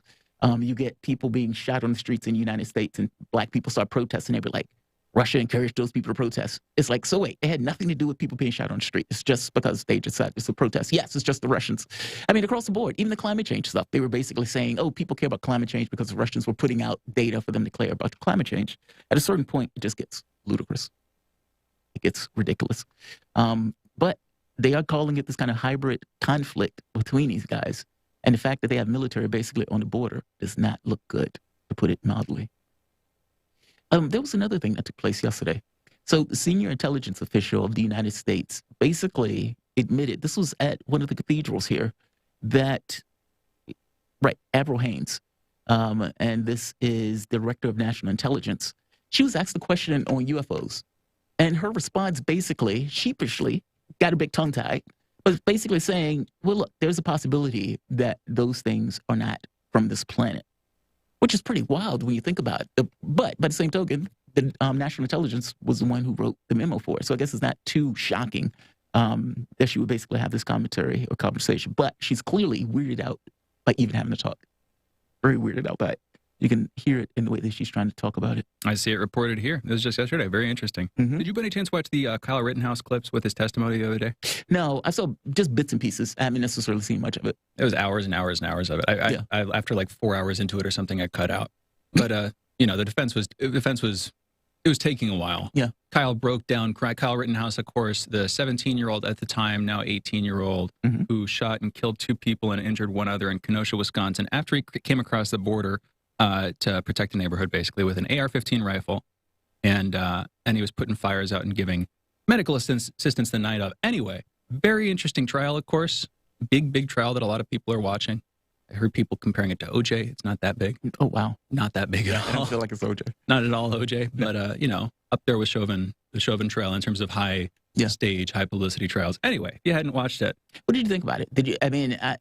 What I've heard people say is that it felt like the prosecution was the defense. That the prosecution seemed to be on, not necessarily on good footing on this. That the prosecution was having difficulty basically making their points. And, him getting up there crying and stuff like that, it seems that the judge was punitive against the prosecution, or the judge had certain mindset going into this trial. I mean, I think saying that you can't call the people victims in and of itself gets across a certain mindset in the judge. I've watched enough hearings and trials to know that typically they have no issue calling people victims and, this person died as a result of so-and-so. This judge was basically against that from jump. Did you get this feeling that the judge was against the prosecution? Did you get this feeling? What was your... Yeah, my sense was that the judge leans right, but that the prosecution was also pulling all sorts of BS moves. And so in my opinion, it was both. And there was... What'd you say? Like what? A couple things. So the first one that came up when I was watching yesterday, prosecution basically assumed that the client did not have a right to their Fourth Amendment rights, basically. Yeah. It was, Fifth Amendment rights. Basically assuming that the client's silence on the issue was incriminating. And the judge stopped them and was angrily like, wait, they tried to say that Rittenhouse not wanting... The implication was that Rittenhouse, because he hadn't told his story to the public until the trial, that he was that was somehow indicative of guilt. Yeah, and it was very explicit. So that was the first thing. Then the second, and the judge honestly, whatever you think of Rittenhouse, that's just good sense. What'd you say? Whatever you think of Rittenhouse, that's just good sense. That's the thing. So that's the first thing. And I was literally, I'd seen clips from the trial before, but I'd only decided to watch it today because, of course, this was the day, 2 days ago on Wednesday, that they were interviewing Rittenhouse himself. Yeah. Rittenhouse was, on the witness stand being asked questions by first the defense and the prosecution, of course. Anyway, super fascinating. So that was the first one. Second one, there had been evidence that the judge had said was out of realm, could not be brought in. Mm-hmm. It was too far. It was a picture of Kyle Rittenhouse staging in a bar. It's a bad looking picture, bad look for Rittenhouse. Yeah. I understand why the prosecution wanted to bring it in. Rittenhouse in a bar with his arm around a dude. The dude's face is blacked out, but Rittenhouse is wearing a T-shirt that says "free as," I can't say the word, "free as F." Okay. It's the 4-letter curse word you all know. Free as F. And it looks bad. It's like, okay, you killed people. Yeah.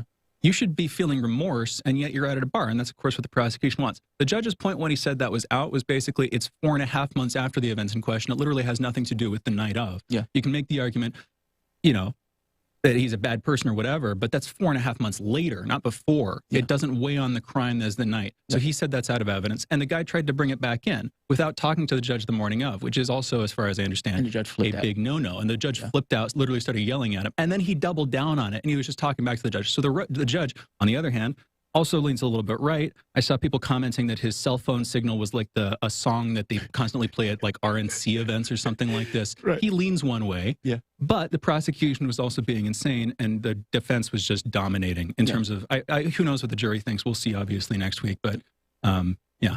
Yeah, I mean, the analysis that I had from it that people were talking about, it was basically the prosecution seems to be struggling in this particular case. And look, the head-in-hand thing is probably going to be, if anything, if Rittenhouse is able to get out this without getting charged, the head in hand of the prosecution is going to be an iconic clip. Yes. From that particular trial. Yep. Yeah. So let's take it into a break. Yeah. You guys are listening to Fault Lines with Thomas and Stranahan. We will be back in a minute with Peter Coffin talking about the media eating crow after Russiagate, whether we're seeing a long-term turn in the American media on the events of 2016, 2017, maybe even Donald Trump, maybe even Russia. Anyway, coming back to that, also talking about Joe Manchin signaling he's not for the Build Back Better plan after just last week on Friday. Democrats and Republicans passed the infrastructure plan in the House, kind of dooming the Build Back Better plan. Sort of, we'll come back to it. Joe Manchin basically turning on progressives after apparently giving some guarantees to Biden. We'll see. Anyway, you're listening to Fault Lines with Thomas and Stranahan, back with Peter Coffin on the other side of the short break. Fault Lines. Want to talk? Get in touch with us at radio@sputniknews.com. Want to know how international issues fit into local ones and how local issues fit into international ones? With the historical context to tie them together, well, we're bringing it to you all by any means necessary. Tune in weekdays from 2 to 4 p.m. Eastern Standard Time to hear me, Jackie Lukman, alongside my co-host, Sean Blackman. By any means necessary, your guide to connecting the social, political, and economic movements shaping the world around us.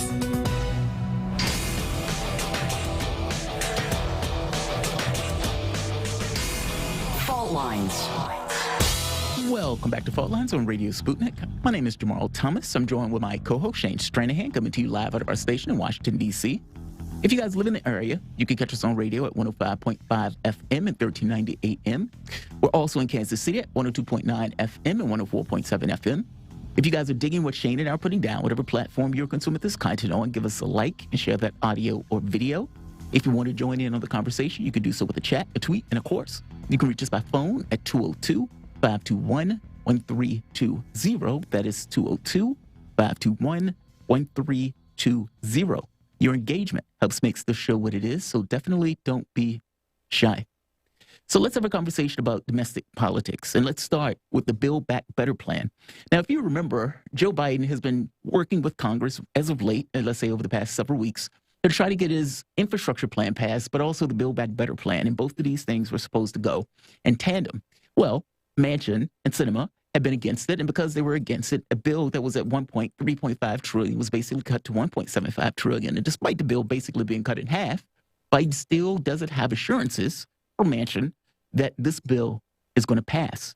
And you can even make a case he doesn't even entirely have assurances from members, even in the House at this point, many of the right-wing Democrats, that this particular bill is going to pass. But Manchin is a more interesting case for this, because Manchin is basically signaling that he's not for it.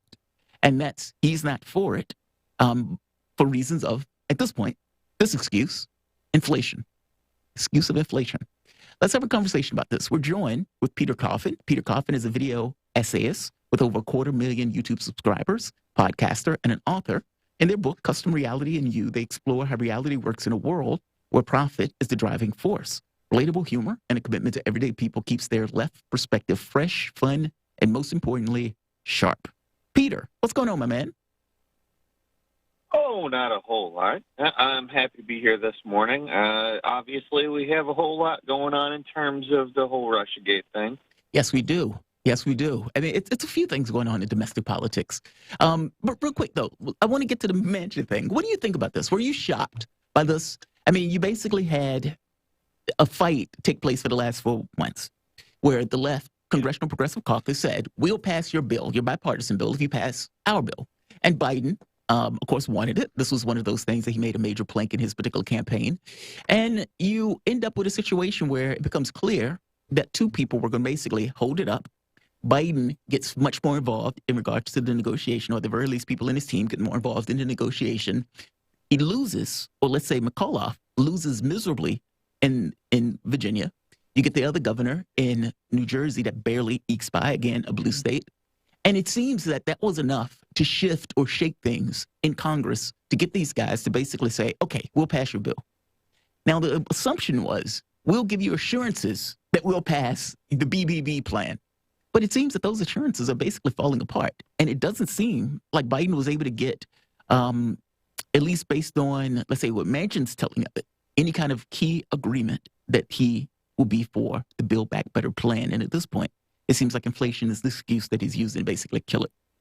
What are your thoughts? And your thoughts, I mean, from the standpoint of the Congressional Progressive Caucus and the legitimacy or lack thereof, after basically going with a plan for so many months and then giving up your leverage and having that plan basically dash, or for that matter, even Biden. What does it mean for him as a president that he can't necessarily get his particular agenda over the finish line, despite going to the American public basically saying he's going to get his agenda over the finish line?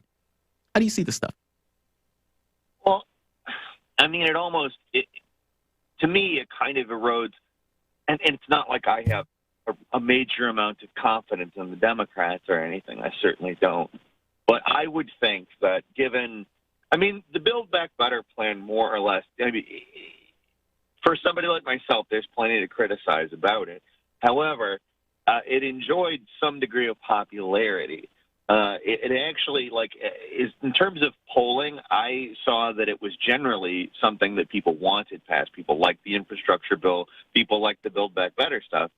But the fact that they can't get it passed when they have these majorities, I think the implication is not good for the Democrats, because even these not necessarily perfect bills, but more or less popular bills, they're not able to do, even with their own majorities. And maybe it's Manchin and Sinema reading the tea leaves on what's going to happen in the midterms. Like, they may be afraid of, sort of a conservative resurgence and want to hold some kind of clout when that happens. But I don't see... I don't know. I just don't see the Democrats doing well at this point. Like, it seems like, we've had some time here to assert some power. And again, it's such a basic analysis, but I have to keep coming back to the fact that these were popular bills, and they don't have the ability to pass them. What's the deal? I think that's a pretty good point. It's a pretty simple thing to reassert regularly in terms of, okay, actually, how is our political system doing? I think also your point on conservative leaning Democrats reading the tea leaves about a right-wing resurgence, I think that's absolutely correct and appropriate, although it's also sort of a self-fulfilling prophecy, because, of course, if they fail to pass the bill, you're probably going to induce more of a conservative backswing come 2022, et cetera. I think you get the idea. You're sort of digging your own grave as a Democrat with that slightly. But another way of looking at this maybe is just that on the back end, there's disintegration within the Democrat Party, and that for whatever reason, candidates like Sinema and Manchin, who lean conservative, saw fit to run as a Democrat. And in that local context, that made sense for them. It might not come the next election season. And what that means is when they got elected compared to where we're going now, there's a sort of demographic shift in terms of what the Democrat's supposed to represent, what districts are going to vote Democrat, that kind of thing that is, again, fits into the reading the tea leaves thing. I think maybe in some of this stuff was already happening. And, 2016 on. Peter, what's your take on that? Well, I think you can definitely at least see aesthetically them attempting to accomplish that shift. Like that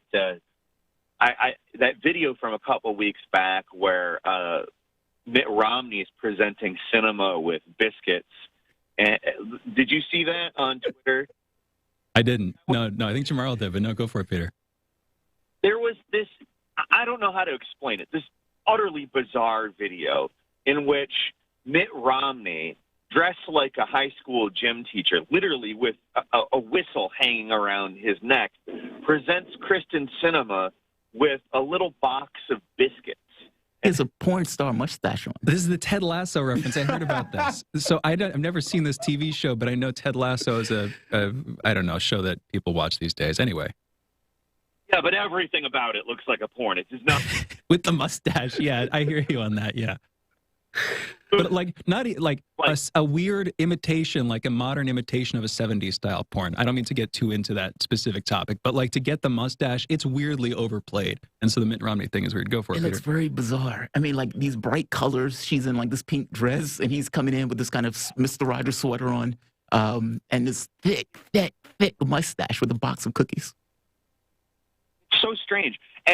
But like at the same time, regardless of how strange this video is, you can kind of see aesthetically them attempting to at least bridge some amount of that gap, because they know that the Romney Republican is not that far from the Manchin Democrat. Right. Know that these two things are fairly close, so they have some kind of at least informal alliance going, aesthetic alliance going. It's probably going to benefit them. And that it may even be their strategy going into the midterms. Like they want to maybe, we're moderate, we're not going to spend all this money on this ridiculous bill. Maybe they know that their constituencies will respond to that. I don't know. I obviously don't live in their states. But to me, when I look at it, there's a lot of overture in that direction. And I think when I say reading the tea leaves, I may, like you said, self-fulfilling prophecy. It very well may be that they know they may hold more power in that situation than they do in the current situation. Oh, you mean with the Republican Senate? Yeah, exactly. Well, and especially after this session, I mean, it seems like Manchin and Sinema would have burnt themselves as Democrats, depending on how hard, how hard the DNC and all the auxiliary wings are willing to hit them in their local states based on their performance, based on opposing these bills. As Democrats, I don't know what their vitality is going to be unless there's some civil war about to happen in the Democrat Party. But I'll put it like this. They're reaching across the aisle with the Mitt Romney, Kristen Sinema thing. That's the kind of bipartisan that is simply a concession to Republicans. And yet it's totally deserved by the Democrats. That loss, the doubling down, and we were talking Russiagate, and we can pivot to it, I suppose, now. 2016, 2017, at the very latest, you can go back to Obama and before. And obviously, I know that a lot of Democrats feel like it's just been betrayal after betrayal for decades now.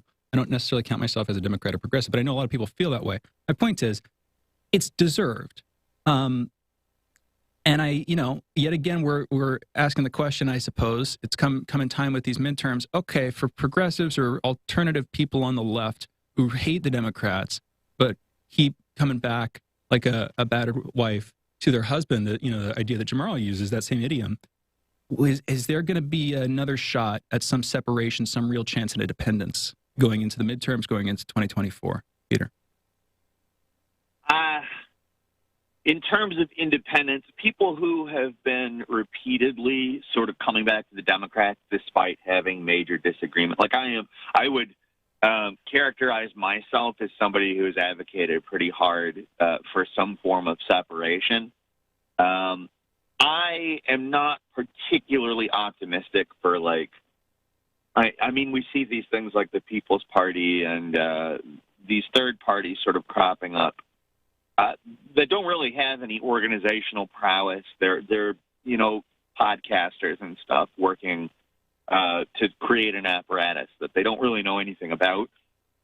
And I mean, that's not to insult them or say that they aren't, worthwhile to care about in some way. But I worry that, people will separate off onto these apparatuses that don't necessarily have any power. Well, it gets catfighty too, right? Because you got people who are competing with each other. These podcasters, some of them are friends, I'm sure, but at a certain point, on certain stories, they start to, okay, I'm on this side, you're on that side. We might have been friends a week ago, but because of X, Y, or Z, that just came up. Now we're saying different things in public, and therefore we're supposed to hate each other or something like that, right? Yeah, exactly. And ultimately, like that's essentially a market apparatus dictating like which team you're on. If you're on team, X podcaster, and they're saying this week, and next week they say something different, you have to move along with them. Their whole base it doesn't have to move along with them, but most likely will. I mean, if you have that kind of mentality going into organizing these parties, and to be frank, like that is what I have seen in these third party separations. Attempts. I mean, it doesn't seem to have any legs. I mean, like you've had the People's Party, you have Andrew Yang, who's supposed to be starting a new party. Sometimes legislation comes out that makes starting new parties that much more difficult to pull off, whether it's the percentages and everything that comes into play with it. And even people who were extremely popular at one point. What's the gentleman's name? Harry. He was FDR's vice president. Wallace. No, Henry Wallace. It's not Henry Wallace. It'll come to me in a moment. William or Henry. I believe it's one of those. But extremely popular. One of the most popular vice presidents. Henry Agard Wallace. That's it. Thank you. But when he ran as a president candidate, he did horribly. I mean, and that's despite having the popularity. It was almost as if the moment that you switch parties, it's the public itself. It's like, I'd vote for this person under these circumstances if other people would vote for it. It's this kind of weird esoteric other thing that basically hits the person in the knees when they're trying to run in a third party. And I got to be honest, I don't quite know how to get over that. I mean, so I agree with you. I'm one of those people who, would love to have a different party or love to have a third party or something that gains a certain degree of relevance that can put pressure on the other two parties to basically not be the way they currently are. Why do you think that's so difficult in the United States? I mean, and why the esoteric other? Why do you think that seems to be this kind of aspect of our politics where I'd vote for that person if these other people voted for that person, but because those other people are not, I'm not going to vote for this person. It's this kind of weird dilemma that takes place in our politics. Well, yeah, it's kind of a safety almost. Like, that the Democratic apparatus has a lot of power. They have a lot of money. They have this. And to go up against that electorally is, I mean, it's not necessarily possible. Like, I don't think that it's really something that people can actually accomplish. Like, maybe in some local elections, which is, to be fair, very important. Like, if we had more people doing that, it would be helpful. But, like, to go up against the DNC machine on a national stage is very difficult to do. And you're not just going up against the DNC machine. You're also going up against the GOP machine. Mm-hmm. You're fighting a war on two fronts if you are disavowing the Democrats as a progressive and running against, both of them. So you got two machines working against you. You got no money going in, like at least comparatively speaking. And this is why I think that also targeting the large scale elections is maybe part of a problem too. Like, part of what the Green Party did that was allowed them to gain at least some relevance and get onto a large number of ballots was they won a large number of local elections in California, and that sort of allowed them to branch out. They won local elections elsewhere, not necessarily as many, but they had some form of at least power. And this was kind of decimated over the previous presidential election. COVID really didn't work out well for them, especially given the anti-vax ties that they have that are not viewed particularly well by the Democratic populace. But, they at least had a strategy that built a base out, and they were able to talk to, more people on the ground and get them on board for their program. I don't see that happening on a scale that is large enough to actually take on either of these two parties. Because ultimately, like, even at the core, while aesthetically and on, what we would call, quote unquote, social issues, these parties have very different, at least images and in some cases values. At the very core, they're protecting a lot of the exact same things.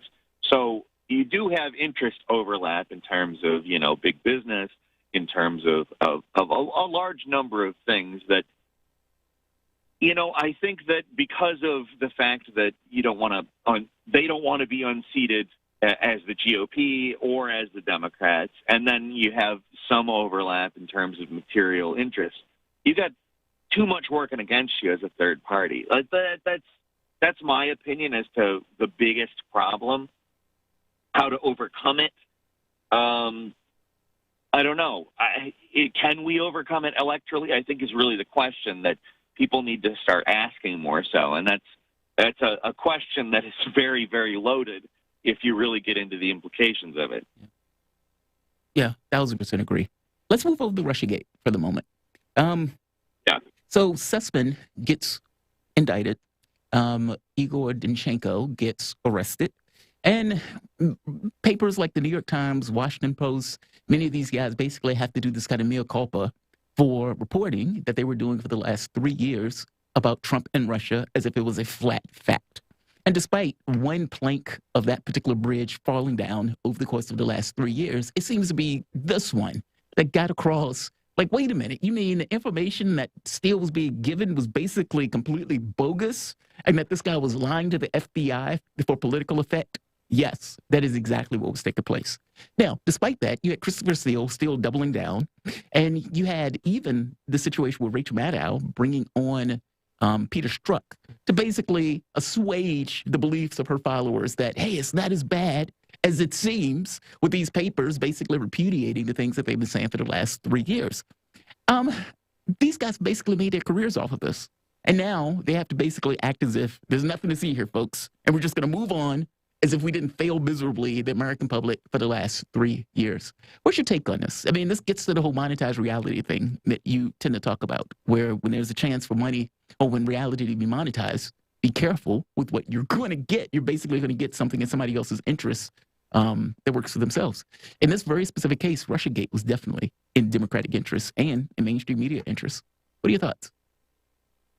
Well, I mean, yourself, myself, a number of other people were all very resistant to this narrative. And we're, that Steele dossier, we had a number of things that indicated there was false information in it years ago. Yes. And that is something that, it was basically, they were like, no, the main stuff is still true, blah, blah, blah. And it worked out very well for your Maddows and a lot of the media, the liberal-leaning media, because it really fulfills a narrative that Trump is this big bad, some kind of illegitimate, evil force. And you can certainly make that case in other things, like, some of his real estate dealings. But, like, in terms of being installed by a foreign state, we're all but, at a point where saying that is ridiculous. I think it was ridiculous a long time ago. But now it's fun. Well, yeah, I would say fun to watch them eat crow, as you said. But I don't think that we're at a point where it can just be taken back. I think that, you saw them sort of assuage it and kind of try to, do mental gymnastics to maintain at least some of their position, like Maddow particularly. I think that, there's a lie travels all the way around the world before the truth can even get out of bed. And I think that we're in a situation where that phrase, I've heard that a million times over the last several years, but I feel like that phrase may apply. I feel like we're going to have people who still believe that stuff. And I think that your Maddows and stuff like that, they're not going to actively attempt to change those folks' minds. No. I think that they're going to continue to curate that reality. It's just they're going to have to do it softly for a while while this is fresh in people's minds. And partly to avoid legal threat, to be honest, because there were a lot of lies spread, at least as far as I can tell. That's my speculation. I want to put the clear label on that speculation. But when Maddow had Peter Strzok on last week, and she sort of cautiously thanked him for coming on, I don't mean to beat this point into the ground, but somebody made it to me, and I thought it was a very good point. when she thanks him for coming on, she's partly thanking him not just for joining her, but because he's taking a risk. The way that she phrased the question, the way that she thanked him, it's like, you're taking a slight legal risk. He is one of the people that, if you take Durham at his word, Durham would want to get, right?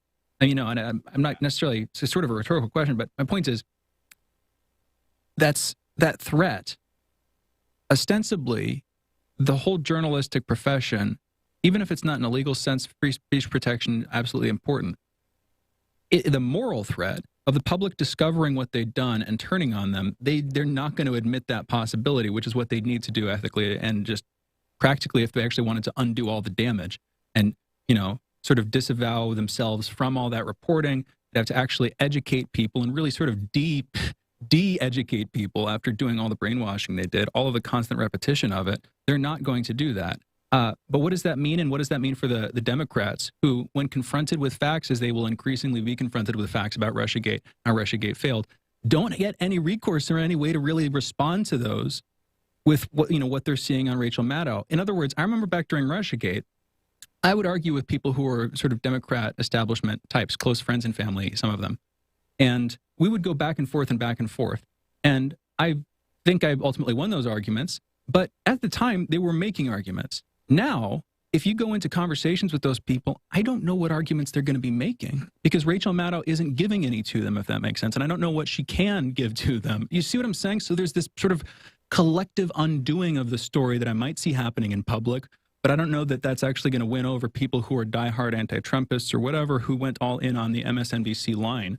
Peter, any speculation about what happens to that substantial group in American politics? Well, they're going to look nuts. One.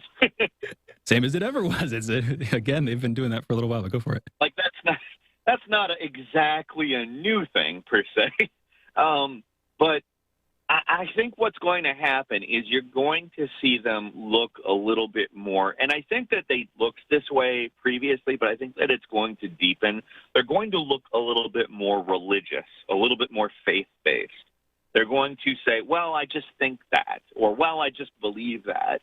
And it's you can discredit lots of information regarding any subject that people hold very, very dearly like that, and it doesn't matter. Like, there's people that are still in Scientology, for instance, despite being told what Scientology is probably anytime they speak to an outsider. Well, there's something interesting here going on, though, because at the same time, you have Trump, the massive, massive threat. The perception, of course, is he's a massive, massive boogeyman threat guy. Suddenly, a large part of why he's a threat gets deflated. And at the same time, last month, you have Biden failing in world historic proportions or something like that, 38% approval rating early on in his administration after the bungled withdrawal of Afghanistan and nothing done legislatively. Like, both of the carrot and the stick are simultaneously being yanked away from them, if that makes sense, in terms of, okay, the boogeyman and, okay, here's the savior. None of it makes sense anymore. This is this weird period going into the next year and going into the midterms, I will say. Peter, what's your take on that?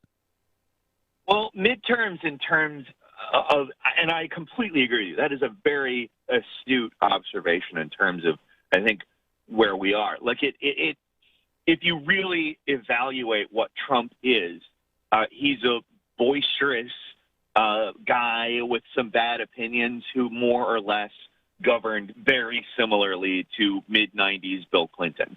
The thing is, we're not really in a situation where I think there's going to be a hard drive towards either end of the political spectrum. I think, like I said, you have these Democrats, and this is where Sinema and Manchin come in. They're doing this dance where they're doing so much to try to sort of concede to conservatives. And you have your conservatives who are trying to show themselves to be rational and not associated with Trump, like the gentleman in Virginia who won, did it by Youngkin, yeah, soft embracing Trump, but also kind of showing how he was very different. He's a family man. He's very nice and personable, et cetera, et cetera. We end up with this situation where I think you're going to see this race towards the center with both parties. Like, it was what the Democrats were doing the last several elections, but I think you're going to actually see the Republicans do it now, too, because the real thing that made Trump seem like an extremist, in my opinion, is in terms of materially. Aesthetically, you could take like his rhetoric and say that he sounded very extremist, but materially he governed really not particularly different from the last 4 or 5 presidents. And it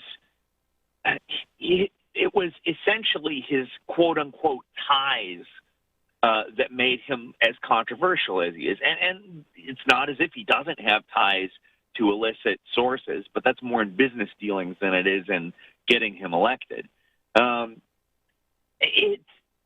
To me, it just seems like you said, so much evaporates. It's not so much a competition for like who is the most this or who's the most that, but rather who isn't the most this and who isn't the most that. Like, how can we be more normal, I think, is what a lot of these things are going to be. And, I mean, ultimately that should have been the competition in terms of aesthetic. Who can be the most normal? Who can relate to the most people? Like, that's really what Democratic, and when I say Democratic, I mean lowercase Democratic politics in, electoral politics should be. I think that's part of what Biden was. We got to go into our break too, but I think that part of Biden is that he is such as a person. Not only are Americans very familiar with him, been a senator, obviously had been a senator for a long time, and then of course vice president, now president. People were very familiar with him, but like archetypally, the idea of like some white dude from the 50s with sort of those aesthetics, it's just a recognizable thing. And the Biden campaign was built on bringing stability. It wasn't built on this FDR stuff. In other words, I think those were the aesthetics going into Biden. And yet, for various reasons, that sort of got turned around and people inflated the hopes there. I would throw Bernie into that, getting people hyped up a little bit in terms of not shutting down their hopes that maybe Biden would do stuff. I don't know. Maybe I'm making too strong. But anyway, Peter, we're out of time. Thank you for joining us. It was really good talking with you. Of course. Thank you so much. Thank you. Peter Coffin is a video essayist with over 250,000 YouTube subscribers. He's also a podcaster and an author. In their book, Custom Reality and You, they explore how reality works in a world where profit is the driving force, with relatable humor and a commitment to everyday people.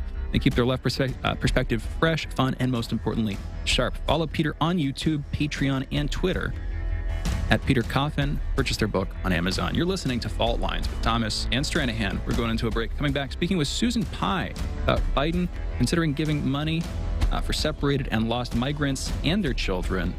Be right back with Susan Pai on the other side of this short break.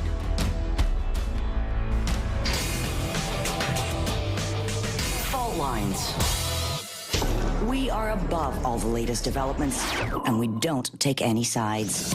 Radio Sputnik, telling the untold.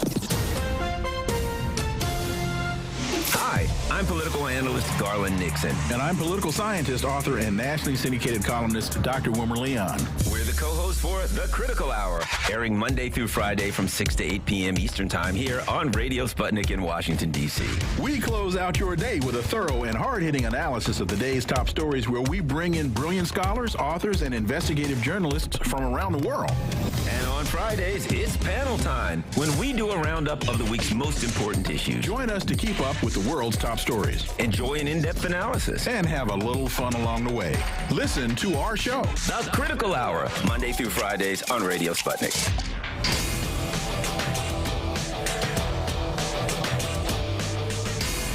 Fault Lines. Welcome back to Fault Lines on Radio Sputnik. My name is Jamarl Thomas. I'm joined with my co-host, Shane Stranahan, coming to you live out of our station in Washington, D.C. One of the things that is taking place, one of the, I would call it controversial, and maybe to put it mildly, is that we still have thousands of families that are still separated from one another from the Trump administration. If you remember, when Trump was basically separating kids from their parents, well, many of those kids, we have no idea where they are. Some of them are still in the United States, even though family members have been deported back into their home countries. Well, Biden administrations are looking into providing compensation for the various people and the kids who are basically had to endure this level of separation. Some of the estimates have talked about is $450,000 per person, possibly $1 million per family, but Biden basically recoiled when he was asked about this by Fox News. Long story short, the negotiations are still in flux, and the amount that they're talking about giving is still, at this point, unknown. Let's have a conversation about it, though. I find this story to be fascinating because Republicans are going to basically use this as a hit piece to go after Joe Biden, saying you shouldn't give these people anything, with Biden making a point of saying we basically rip people from their parents. Yes, it demands something. To have a conversation, we're joined with Susan Pai. She has a degree in psychology from UCLA, where she worked as an internationally recognized UCLA brain mapping lab. She attended law school at the University of Louisville and Nagoya University in Japan, and has assisted the Senate Judiciary Committee on fraud and abuse issues in business, immigration, civil matters. Susan has also submitted testimony to the House Judiciary Committee on humanitarian immigration issues. Susan, thank you for joining me on this. Good morning. Absolutely. I wanted to talk about this because I saw this becoming a point of conversation, or let's say a point of disagreement. Whereas, you know, the moment that Biden comes in and says, okay, I am considering giving these people money in order to balance out the fact that we basically rip these families apart, and not just rip the families apart, then lost the family members. That's somewhat of a big deal. How bad was this at the height of Trump's administration when this family separation policy was taking place? And what was the policy before Trump came into office dealing with family separations? Was that taking place before Trump? Well, we previously have always had family detention centers where they would detain family units with small children, and that was even under Obama, as you know, the famous pictures bear out. Under Trump, however, at the beginning of his administration, a full year before this child separation or the separation policy was enacted, under a pilot program, they actually began separating children from their parents. And I think what was so egregious about this, and people shouldn't forget that even when a parent and a child were in a family detention unit, meaning there's no viable reason to separate them because they're already in the proper unit, they would still separate the child, you know, from the parent from within that family detention unit. And I think that's what showed, like, that's what laid bare, you know, the true intent of the policy. And that was to be to punish the parents and the children for daring to come here as a family unit. Conversations of political feasibility, or how well this is going to go across, or the moral sides of this, political sides of this, just the size of the payment. Do you think that's appropriate given morally what you witnessed? I think that the Wall Street Journal got it wrong. They quoted, that's the source of this 450,000 figure, which frankly I find to be like Biden, it's completely garbage. Yeah. I do not believe that that is the case at all. I think that the best that the people could hope for, and that is in the tradition of settling lawsuits against immigration, is that they'll allow, for example, the parents who've been deported, but the kids who are still here, they'll allow the parents to come back to the United States to be reunited with their children and also seek legal status or gain legal status as part of the settlement. That would be more in the tradition of many settlements that have occurred with immigration services. So then where's the financial settlement component of this coming in? The $450,000 is a lot of money, and you didn't bring in any dollar signs there. It was just coming back in and being reunited effectively and seeking status, the ability to do that. Yeah. But Susan. Yeah, I really can't see anything but, you know, a small financial settlement.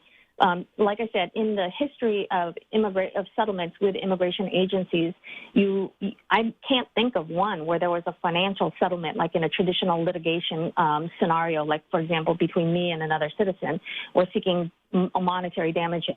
What generally happens in immigration lawsuits is people are seeking status, or people are seeking to, you know, get their applications out of like an unending process. In this case, I think the biggest problem is that the parents were deported and the children remained here, and now the children, half of them have been missing, separated from their family members for over half their lives, and so they don't even recognize their parents. So there's maybe mental services and things like that. But as far as a financial settlement, I do not see that. I think it's garbage. I think that the Wall Street Journal they got it wrong. Sources. Yeah, I mean, is it possible that the level of egregiousness is the thing where the financial part is coming in? Because it sounds like this is somewhat different than what typically happens in immigration issues. I mean, it seems that you had a family, you had a kid, we separate the two. So the parent that loves their kid, that was trying to get their kid into a new life, well, that parent is sent somewhere else, maybe back home. The kid is basically kept in the United States. What happens to the kid during separation? After the parent is separated and the parent is deported, what typically happens to the kid in this situation? Well, the kid is supposed to be given over to the custody of, for example, another family member, like maybe an aunt or an uncle. But I have to say, from my own personal experience, I know that, there are some, let's say, unethical attorneys, who work for basically a human trafficker and to get these kids out of immigration detention and into their custody. So I think it was a very bad program all around, resulting in many injuries to all of the parties affected. Wow. Yeah, this is horrendous. I mean, it's how many people are we estimating that this is the case for? So maybe over 1,000 families? I think that would be a reasonable estimate, because they say that the remaining number of children who are still, lost or the parents have not been located is in the hundreds and possibly the thousands, and that's from the ACLU. The ACLU is actually tracking down the parents of these children who are now in the custody of whoever, an aunt, an uncle, or possibly a human trafficker. Even in remote areas of Central America, they're working with their NGOs to try to locate the parents, and they haven't located them all. And there was also the Biden program, wasn't there, that I don't know the status of. You bring up the ACLU, but the Biden administration earlier this year announced that they were planning on doing something very similar. So it's a decent amount of money, basically, also going to Central America to look for the parents, right? Right, and I think that's where the financial component of any settlement comes in, to pay for the costs of reuniting the families. Oh, I see what you mean. It's not necessarily a monetary fee where they're saying, okay, here's the money for your pain and injury and the breaking up of your family. It's more so there's going to be a certain cost associated with getting the family members either back into the United States or at the very least reunifying those parents. And that's where you think the financial part is coming in. It's not necessarily a check given to anybody. Yes, that's absolutely right. I mean, I think anybody can compare the situation of, veterans dying or slavery in this country, or even what happened to the Japanese during internment, although they got reparations. I mean, anybody can see that, in the context of our entire society, there is no way that a $500,000 settlement for family separation is going to fly. Yeah. I mean, you saw the politics against it almost immediately. Biden was basically asked about this, and he demurred immediately, basically saying that's not necessarily true. And like you said, this was when the Wall Street Journal first brought this up. A Fox News reporter asked Biden at a press conference on Wednesday about the reports that the separated family stood to get up $450,000 a person, or possibly $1 million. Biden immediately said, that's not true. That's not going to happen. So he gets the politics of this is somewhat treacherous. Again, it sounds like you were saying, Susan, the source, whoever gave this to the Wall Street Journal, either they didn't understand it or they wanted to get intentionally, and that would be speculation, of course, but intentionally the wrong idea out there just to swing the public in one direction or something. But even that, $450,000 per family to reunite those families, is that going to fly? Say it's not reparations, but just the cost of reconnecting these people. In a minute, because we've got about that much left. What do you think, Susan? I'm not familiar with the logistics. I do know that, some of them have been resources have been inordinately spent on some families versus other families, and some are still missing, and so that increases the cost. But still, I think $450,000 is way out of bounds. I think so, too. And I think that pretty much anybody looking at it, again, whether it is just compensation, reparations, or more reasonably even trying to restore the connection. I don't think it's going to fly. Susan Pye, thank you for joining us. Always very astute and factual coverage and representation of this stuff. Really appreciate you joining us this morning. Thank you. Susan Pye, for those listening, has a degree in psychology from UCLA. She worked there at the internationally recognized UCLA Brain Mapping Lab. She attended law school at the University of Louisville and at Nagoya University in Japan, and has assisted the Senate Judiciary Committee on fraud and abuse issues in business, immigration, civil matters. Susan has also submitted testimony to the House Judiciary Committee on humanitarian immigration issues. I feel like Susan came in and basically cleared that up for us. That is off base. It's based probably on the source, again, either getting something wrong or intentionally putting it across wrong. Yeah. And it probably has to do with the cost associated with trying to reconnect the families, going down to Central America and finding the parents, bringing them up to the States, that kind of thing. Yeah. Not reparations, completely different. Yeah. And see, she sort of, looking at it, said, okay, that's probably that's way out of whack. Way out of whack. Good talking with her. Thank you for that, Susan. We're going into our break, coming back in a minute with headlines and the last hour of this morning and this week. You're listening to Fault Lines with Thomas and Stranahan. Be right back.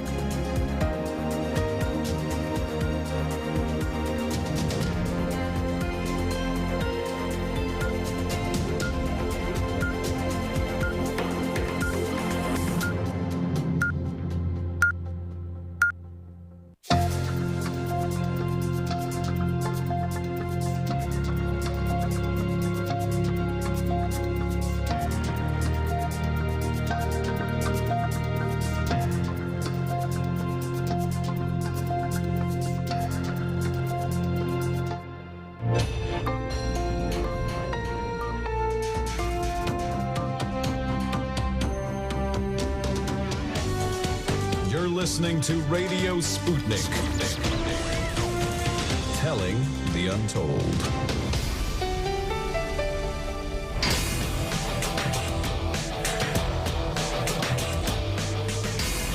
Fault lines. Live from across the divided states of America, it's time now for the last hour this morning and this week of the most disruptive show, covering news, politics, and events from across these disunited states and the increasingly divided surface of our globe. In the independent corner, I am your political analyst, Shane Stranahan. And in the left corner, I am your indefatigable, your ever vigilant, the last man on the wall, your political analyst, Jamarl Thomas. And that means you're listening to Fault Lines with Thomas and Stranahan. All right, good morning, everybody. It's just past 9 a.m. Eastern. It is November 12th, and it's time now for our last batch this morning and this week of headlines. First up in COVID news. Yesterday in the United States, there were 64,601 new COVID cases reported. There were also 722 deaths reported. Both of those numbers quite low yesterday because, after all, it was a holiday. It was Veterans Day. And by the way, happy Veterans Day, happy Armistice Day, belatedly. Over the past week, there have been an average of about 74,128 cases per day. That's an increase of 2% from the average 2 weeks ago. 59% of the total American public has now been fully vaccinated. That's up from 58% yesterday. And 68% of American residents have received at least one dose of a COVID vaccine. As of this morning, the coronavirus has infected 46,822,000 people across the United States. It has killed the coronavirus has killed 759,310 people here in the U.S. The government of the Netherlands is planning to impose a 3-week partial lockdown. That's as the country sees a fourth wave of coronavirus infections, reaching 16,364 new cases per day in a country of under 17.5 million. That's a much higher sort of per capita case ratio than we have here in the United States right now. In national news, defense attorneys representing Kyle Rittenhouse, who is accused of fatally shooting 2 men and wounding a third in Kenosha, Wisconsin, rested their case on Thursday in the divisive murder trial, setting the stage for closing arguments early next week. Rittenhouse, 18, took the stand on Wednesday, telling jurors that he feared for his life and only acted in self-defense. The judge in the case has been accused of leaning right. I accused the prosecutor, I've seen other people making this point too, just doing bogus stuff that the prosecutor shouldn't be doing in the courtroom. In my opinion, it's both of those two. We still haven't talked about Rittenhouse himself or the case, but I guess the case, not Rittenhouse himself. Yeah. But, maybe something, later this hour, anybody wants to call in your thoughts on the case. Also next week, of course, the verdict is expected. So another opportunity to come back. When are they expecting the verdict? When are they? Yeah, I just thought because they're early having next week. closing arguments next week. The defense is rested, and I need to check the prosecution. Probably not rested. Yeah. And They do a redirect. literally all I saw was early next week before the expected verdict. We need to get somebody on here for that can give this kind of good legal. Maybe Tim Canova. I mean, he's a law professor. Maybe he can give some kind of take on it. I'm not sure. But I feel like I want somebody who knows their stuff about it that can explain the legalities of that stuff. Oh, yeah. But that's important because the culture's having whatever conversation it's having. I want to get to like a sort of as impartial as I can get. At least somebody who can put their feelings aside. Yeah. You know what I mean? And give us the real facts on the law here. Great. In continuing on with national news, former New York gubernatorial candidate, law professor, and attorney Zephyr Teachout has announced she will run for Attorney General of New York. New York current Attorney General Letitia James recently threw her hat into the ring racing for governor after effectively dethroning Andrew Cuomo as governor, who was recently replaced by acting New York Governor Kathy Hochul. I say acting, she's just governor right now. Anyway, after Cuomo. GOP Senator Lisa Murkowski of Alaska announced her bid Friday for re-election. Murkowski, who has been a strong critic of former President Donald Trump, faces a tough re-election after Trump has vowed to unseat her following her vote to convict him in his second impeachment trial last January. In international news, Vice President Kamala Harris said the U.S. will be joining the Paris Call for Trust and Security in Cyberspace. The voluntary agreement will see the U.S. work with other countries and hundreds of companies, including Google and Microsoft. And this is an agreement that Trump was invited to sign back in 2018. He didn't. Biden now does. And continuing on with international headlines, a Myanmar military court has sentenced U.S. journalist Danny Fenster to 11 years in jail. Fenster was found guilty of breaching immigration law, unlawful association, and encouraging dissent against the military. Fenster, 37, who was the managing editor of online site Frontier Myanmar, was detained at Yangon International Airport in May. He is one of dozens of local journalists that have been detained since a military coup in February. In health news, Northwestern University researchers have developed a new injectable therapy that harnesses dancing molecules, quote unquote, to reverse paralysis and repair tissue after severe spinal cord injuries. In a new study, researchers administered a single injection to tissue surrounding the spinal cords of paralyzed mice. Just 4 weeks later, the animals regained the ability to walk. I want to come back to that. In Earth and Science news, the United States and China, the world's top 2 greenhouse gas emitting countries, which together account for about 40% of the world's annual carbon output, announced this Wednesday that they have agreed to cooperate on limiting emissions to address the global climate crisis. The agreement, announced at the United Nations COP26 climate conference, aims to accelerate emissions reductions towards the goals set in the 2015 Paris Agreement, which, of course, from in the United States, Trump pulled out of, then Biden got us back into. In holiday news, actually, I'll come back to that. You're listening to Fault Lines with Thomas and Stranahan. Those were our headlines. In holiday news, today is National French Dip Day, National Happy Hour Day, National, and I'm going to read it like it says it, National Pizza with the Works Except Anchovies Day. Why are they dipping on anchovies? Wow, that's a good question. I was thinking you were going to hit the headline. No, I love anchovies on some pizza. I'm one of those weirdos. And it is also National World Pneumonia Day. I've had that one, and given COVID, a lot of people have had that one recently. Very interesting. Very interesting. I swear, man, they have days for basically everything. They do. National Pizzas with the Works Except Anchovies Day. How weird is that? Yeah, how weird is that? It is. Okay, so you brought this Dancing Molecules one up. I thought this was super cool. I'm still waiting. Often after these initial batches of headlines come out, they're like a week or two later, sometimes a day or two later, the experts come out. And they decide to shut all our hopes down and say, well, this was misreported by the press. People didn't actually understand what these researchers were saying, or the researchers got something wrong. I hope that doesn't happen. Well, this they're trying to get human trials. I mean, they're saying they're trying to propose human trials next year by the Food and Drug Administration. It says the aim of the research was to develop a translatable therapy that could be brought to the clinic to prevent individuals from becoming paralyzed after major trauma or disease. Sounds very cool. Northwestern Samuel Stupp, who led the study, told AFP. This is wild stuff.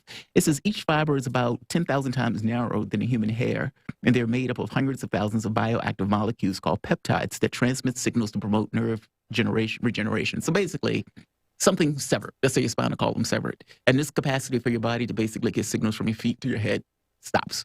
And they're trying to basically regenerate that by putting these fibers in and allowing the nerve signal to continue while, I guess, regenerating the tissue surrounding it. That's astonishing. Yep. But you're right. I mean, it's like, are they going to come and say, yeah, you guys misunderstood this. You know that happens. You know what I'm talking about. It totally happens. I'm not trying to shut it down. Totally I'm just saying, I'm like the jaded romantic or whatever who loves the idea, but he's been depressed too many times because he reads that he's going to have an invisibility cloak next week because of some super cool DARPA project. Where's my flying car? And then and then it gets revealed that it was overinflated by the scientific press. And me, a 12-year-old, get disappointed. And that's, I think, a lot of people, the sense that maybe we could be a little bit further along than we are. But to be fair, this is what they said. They said the team decided to wait a day. It says right here, the therapy was injected as a gel into tissue surrounding the spinal cord of the lab mice 24 hours after an incision was made into their spines. So they basically cut the spine of the mice. Yeah, I know, that's brutal. Then they waited a day because they figured many accidents that people have, it's not immediate care. It's several hours or a day later. So it was like, okay, well, we'll just wait to give it, make it similar. And so the team decided to wait a day, right? And it says 4 weeks later, mice who received the treatment regained their ability to walk almost as well as before the injury. Those who were left untreated did not. So at the very least, they found something that can fix the spinal column of mice. Whether this applies to human beings, maybe. But I would say, though, that's not bad. Can I make a prediction right now? Go for it. My prediction, and this is a serious prediction, there's this COVID skeptic between COVID loyalist divide or something like that. Yeah. And a lot of people in the chat room will accuse me and us of being COVID loyalists because we're not on their side. And then I think a lot of other people will think we're COVID skeptics, or at least I am, because I'm more open to these things. Anyway, I've gotten criticism both ways. My point is, this is a divide. I've heard, moving over to another topic for a second, biotech VC. And I know a couple of people in biotech VC. I've thought about getting them on the air. What do you mean VC? What's VC? Venture capital. Oh, biotech venture capital. Okay. Not close to them, but I know them. I know people who are in this space. And what I've heard from them is, it makes perfect sense, they had already seen a wave of research leading into COVID-19 that was promising from their perspective. Like, okay, lots of intense research here. Now with the COVID stuff and the acceleration of this vaccine, both in terms of the government climate and in terms of actual technological progress, they see a lot more coming down the pipeline. In other words, there's a biomedical revolution coming, right? Now, my prediction is The people who are COVID skeptics are going to be on one side of that revolution, and the people who are COVID loyalists are going to be on the other side. And this dichotomy, this division is going to persist for a long time, decades, and it might have ramifications echoing throughout history. Because if you take this stuff seriously, when we go back to these conversations about, classes of people, some getting biological gene therapy, others not, and this permanent bifurcation in human society between people who choose to get these things and not, I see these battle lines right now. It makes sense to me. And I don't know what's right or what's wrong. I'm just pointing it out. Does it make sense? Maybe. I mean, see, I think there may be a difference between a COVID vaccine versus somebody who loses their ability to walk. If they lose their ability to walk, I don't know if they're going to complain all that much about the therapy that gives them the capacity to walk. I'm not sure. Like, I don't know if those things are one-to-one, but I think I get your point, though. You're going to have some people who are far more okay with the notion of genetic engineering, of affecting their physiology with this kind of new medical science. Right now, in the current climate, I can totally imagine a bunch of popular stories. Like, imagine the New York Times publishing a story making fun of the person saying this, and this is the thing I'm about to say. I might be paralyzed. I might be a paraplegic, a quadriplegic, whatever. But I don't want to get this. I don't trust it. You know what? You can see what I'm saying. And then a bunch of people are going to be like, yeah, they're going to be like, yeah, that guy's right. And then a bunch of other people are going to be like, no, you're making a huge mistake and you shouldn't be a role model for people. I see that kind of thing happening. I can see it happening right now. I have a hard time seeing it for this, more so for COVID. Maybe. We'll see. Yeah. It's a prediction. I could be wrong. Man, look, there's always going to be some kind of Christian scientist, right, who basically is like, I don't believe in any of this stuff and I'm going to let my kid die because we're going to just pray for the kid. You do have those people out there. But, man, I hope those people are few and far between. And I hope for something like this where it's like, look, dude, it's just a gel. We're going to inject it to your spine. You don't have to be a paraplegic. No. This is how God made me. My grandparents, my dad's parents were raised that way. And, you know, I'm going to be above the board with this stuff for a second because whatever. Dad, they were Christian minded. Christian scientists. Yes, Christian scientists. He was raised that way. That's how at least part of his family leaned. And I don't know that they were so devout. I never really hung out with them. Like the person can't wear eyeglasses. Or could they wear eyeglasses? I don't remember if the eyeglass thing was allowed. That seriously. My point was, there was this sense growing up, don't go to the hospital, basically. Avoid it. He inherited that, and he has all sorts of medical problems that are untaken care of. So me, in my personal experience, I've seen that and the effects that it can have on people's psychology and the choices they make, and I'm against it. But at the same time, gene therapy is untrod territory, and I get why people... and everybody should have the right to not go in that domain. Now, with if you want to be a paraplegic, with the vaccine line, with the mRNA stuff, that gets complicated. But still, people have the choice to take non-mRNAs versus the other adenovirus-based ones. Yeah, I don't really care if a person who's a paraplegic doesn't want to get treatment for being a paraplegic, or if a person who's blind is like, no, I would rather stay blind because this is our own community. So, it's nothing. That doesn't affect me one iota. That's entirely one of those things that's just to them and to their lives. I don't really care. As long as it's not doing that to a kid where it's like, we're going to pray away this pneumonia. It's like, what? Yeah. No, you're not going to pray away the pneumonia, or at the very least, you're going to end up in a prison cell. Didn't work for me. Guys. I had to go to a hospital when I got pneumonia. Yeah, right. Exactly. Or I was going to die. A leg or something. It was getting worse. And if I had taken that tack, that wouldn't have worked out for me. No, not at all. But you have some parents that do. I mean, I've seen some of those trials where the parent is like, we believe Jesus was going to save the kid. And it's like, okay, which point did you believe Jesus was going to save the kid? This kid was sick for weeks. And like it's that stuff. And they try to get into the notion as if their religion to supersede the health and livelihood of that particular child, like the child doesn't have a choice in the whole thing. But I don't know, man. Maybe. I hope not. I hope that's not the case. Or at the very least, I hope that it's few and far between for the number of people who would, I remember stem cells. Do you remember that? This might have been before your time, but when George Bush was in office, and there was this huge fight over whether or not they should use stem cells in order to try to deal with medical issues. And you had many Republicans who were like, we shouldn't use it. We shouldn't take them from babies. And so they were only wanting to use like fat cell stem cells or something. It was like adult stem cells that didn't necessarily have the same efficacy as the other ones. And if I am not mistaken, it was only until Obama came in office where at that point it changed. But after a while, it was no issue anymore. Like it fell off the front page of being an issue at all. Well, people still talk about it. They just don't know how commonly that stuff is used. So weird. It's so wild. But, I tend to be more so in the camp of scientific progress for the sake of scientific progress. And if we can deal with the human elements, we should deal with human ailments. So I love stuff like this. But you're right. I am bated breath that they don't come later and says, yeah, you guys overstated the project or the report. Yeah. It's like, those mice, those mouse, it took them 2 years. They still had a limp. The cutting of the spinal cord. Yeah, that's grim. That's bad. That's very grim. That's bad. Let's take it into a break. We're going to be coming back with Professor Avi Loeb talking about Kirsten Gillibrand's comments on the NDAA amendment for expanding the X-Files division, the American government. Also, Professor Avi Loeb, great to have him back. Last time we had him on, we were talking about his Galileo project. And we're going to be coming back to that, basically looking for evidence of effectively extraterrestrial artifacts. In space, yeah. Looking sort of to try to triangulate, okay, what's actually going on here? Are there things out there? And if we can find remnants of them in various forms, of course, we'll be getting back to Oumuamua and a couple of the inspirations for this. But back with Professor Avi Loeb on the other side of this break. You're listening to Fault Lines with Thomas and Stranahan. Be right back. Fault Lines. 24 hours a day, 7 days a week. We give you the most essential information out there.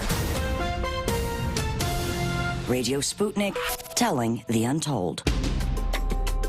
Epidemics and pandemics could kill millions of people, and they actually did. Centuries ago, deadly outbreaks called the Black Death, the plague of Justinian, and the Spanish flu ravaged countries, empires, and whole continents. Some of these diseases are still present around the globe. Others have become a thing of the past. Discover how these ancient and not-so-distant outbreaks from previous centuries differ from modern-day SARS, MERS, and coronavirus pandemics. Listen to our new series, Outbreak, the deadliest epidemics in human history. This week on Radio Sputnik.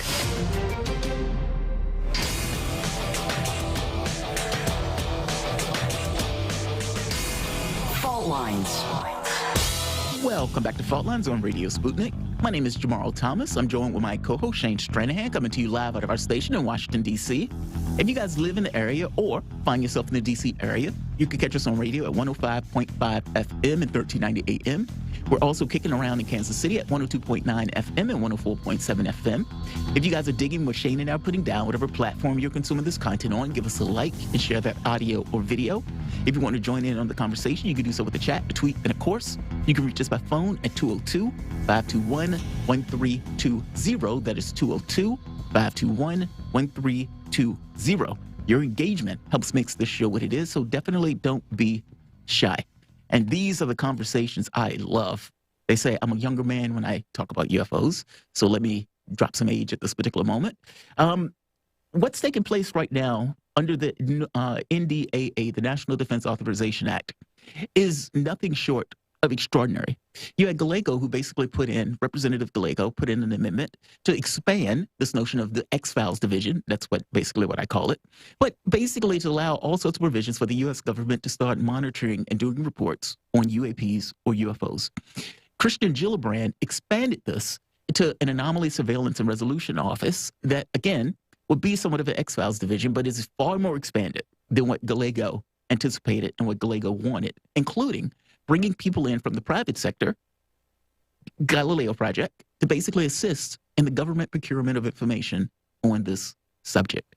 Utterly and entirely fascinating. And it's not something that I think we've ever seen in the country before on this particular subject. To have a conversation about Gillibrand's amendment, in addition to the Galileo Project, or the latest on the Galileo Project, we're joined with Professor Avi Loeb. Professor Avi Loeb received a PhD in plasma physics at the age of 24 from Hebrew University in Jerusalem, and was subsequently a long-term member of the Institute for Advanced Study in Princeton, where he started to work in theoretical astrophysics. In 1993, he moved to Harvard University, where he was tenured 3 years later. He is now the Frank B. Baird Jr. Professor of Science and former chair of the department, not to mention is heading the Galileo Project. Professor, thank you for joining us. Really appreciate it. Thanks for having me. Absolutely. So you were at a conference, I believe this was either yesterday or the day before yesterday. I think it was Avril Haines. It was, I forget the gentleman's name, but it's basically the head of NASA. And you guys were basically there talking about life, humanity going forward in space. Am I remember this correctly? Yeah, it was Bill Nelson, the head of... That's him. And Avril Haines, the director of national intelligence, and Jeff Bezos from Blue Origins, and David Wilkinson, who is a theologian, and myself. We're all in the National Cathedral on Wednesday at 7 p.m. And the video is available on YouTube. It was a fascinating discussion, spanning a wide range of topics, but most interestingly, the unidentified aerial phenomena and whether they might indicate perhaps extraterrestrial equipment. And we got also to discuss Oumuamua in my book, which is a part of my book, Extraterrestrial. So altogether, it was a fascinating discussion, also with the religious implications of finding a smarter kid on our cosmic block. Well, that kind of gets to the part of the question. I was going to be curious. At least two of the people there who are there. Avi Loeb, I understand why you would be there, of course. Bill Nelson, I understand why he would be there. Avril Haines, DNI, Director of National Intelligence. These are national security issues. But with Jeff Bezos, you already answered to David Wilkinson. Jeff Bezos, why was he there? What kinds of things did he have to say? Well, there is a question of science in general, whether that's consistent with religion and is complementing religion. But in this context in particular, much of religion was centered on humans and being made in the image of God. And the question is, what are the implications of finding that we have brothers and sisters out there and perhaps smarter than us and perhaps many, and it's not centered on us, and we should adopt a sense of modesty. And so there are a lot of societal implications to any discovery of extraterrestrial life, and that was part of the discussion. It was very interesting. I attended a panel with two religious authorities, and I tried to tell them that the religion of the future has a twist, which is potentially we might find an advanced scientific civilization which will be an approximation to God. It will be able to create life and perhaps even a baby universe in their laboratory. And it's often said that humans are in the image of God. Well, guess what? We are developing artificial intelligence systems that drive cars right now. And in the future, we can have those artificial AI systems becoming astronauts. And if we can imagine it for ourselves, an advanced scientific civilization might have done that already 1 billion years ago. And because most of the stars formed billions of years before the sun. And so it's quite possible that the future of religion would be more about an approximation to God in the form of a much more advanced species that we discover, and an approximation to human, which is in the form of AI astronauts that we might find. So altogether, I think it's an exciting topic, and the connection to religion is interesting. That's very interesting. And just one brief comment on this. I'm an agnostic or something like that. I'm not a Mormon by any means, but I know that the Mormons, particularly among the different Christian denominations, are unusually open to this kind of thing, specifically like extraterrestrials coming from other worlds, the potential existence from aliens, even other sort of murky stuff like transhumanism, which we've talked about on the show before. And we were kind of just talking about in another way a few minutes ago. Jamarl. That's very interesting because about a month and a half ago, I got an email from a rabbi in Ann Arbor, Michigan, gave a sermon about my book, Extraterrestrial. And also there is an Orthodox religious magazine in Brooklyn, New York, that decided to have a cover story about UFOs and my work in particular about Oumuamua. And when a colleague of mine at Harvard, Stephen Greenblatt, saw this cover story article, he said it looks like the religious Orthodox are more open-minded to this subject than your colleagues. In a way, it does. And I love the way you talk about this. It's the most rational thing in the world. If humanity is evolving the way we're evolving, I mean, with very little technology, going to Mars, going to these other environments, sending out ships and craft, that, we're just at the cusp, the very beginning of AI technology. Well, what does that look like in 1,000 years? And if humanity had the capacity to send things to other worlds in order to kind of investigate with a certain logic onto its own, will we do it? Well, we do it with the Mars rover. Yes, it's rudimentary, but again, given ourselves, thousands of years of development and growth, what does that look like? I love the fact in the way that you talk about it, because it gets across that there's something that's been added to our table based on government, based on enterprise, based on just the videos and everything else that we've been seeing, that has created a box of mystery and question. And I think that's one of the most profound things that we've encountered as a human species. I'm curious, what do you think this goes? I mean, from the standpoint of your work, what are you expecting to find? I know with the Oumuamua, you made certain explanations in regards to why you don't necessarily believe that's just an asteroid. But when you guys are looking out into space or looking out across the world and you're looking for these structures that weren't necessarily man-made, but are, in a sense, made by something else, what are you basically looking for? Do you have an idea? Yeah, it's a fishing expedition, and that's what you laid out is the rationale for the Galileo project that I established a few months ago, and I received so far private funding at the level of $2 million, and the hope is to get to $100 million. And Jeff Bezos was in that panel. I hope that other people will perhaps be interested and provide the funds. And with $100 million, we should be able to get a very thorough answer to this question of whether there are objects in the vicinity of Earth of an extraterrestrial origin. It's not a philosophical question. You see, we have the instruments that we can buy off-the-shelf telescope systems and build them. And in fact, we're starting to build one to assemble a telescope system on the roof of the Center for Astrophysics at Harvard University on the campus. And that will be the first telescope system that will have optical sensors that look at the entire sky, infrared sensors, radio sensors, and audio sensors. So altogether, we'll try to collect as much data as possible by taking a video of the sky at all times and looking for unusual objects. And, it's a fishing expedition. We might find only sardines and fish that are not particularly interesting, like drones or birds. If we get a high-resolution image of a drone that says made in China or made in Russia, so be it. We will be glad to transfer the information to residents of D.C. that are more interested in it. For me, a bird is as boring as any human-made device. We are looking for something else. And it's a subject that can be addressed scientifically with instrumentation that we have full control over. And the data will be public, will be open. It will not be classified because it's not motivated by national security reasons, and the sky is not classified. So we are putting this together as a scientific research project, and we very much look forward to what we will find close to Earth. And then there is a second branch to the project, which is to take a high-resolution image of a future object like Oumuamua that didn't look like a comet or an asteroid that we've seen before. It didn't look like a rock. And it looked very strange, and that's what I describe in my book, Extraterrestrial. So we want to find more of those objects and fly by them and take a high-resolution image because, they say a picture is worth 1,000 words.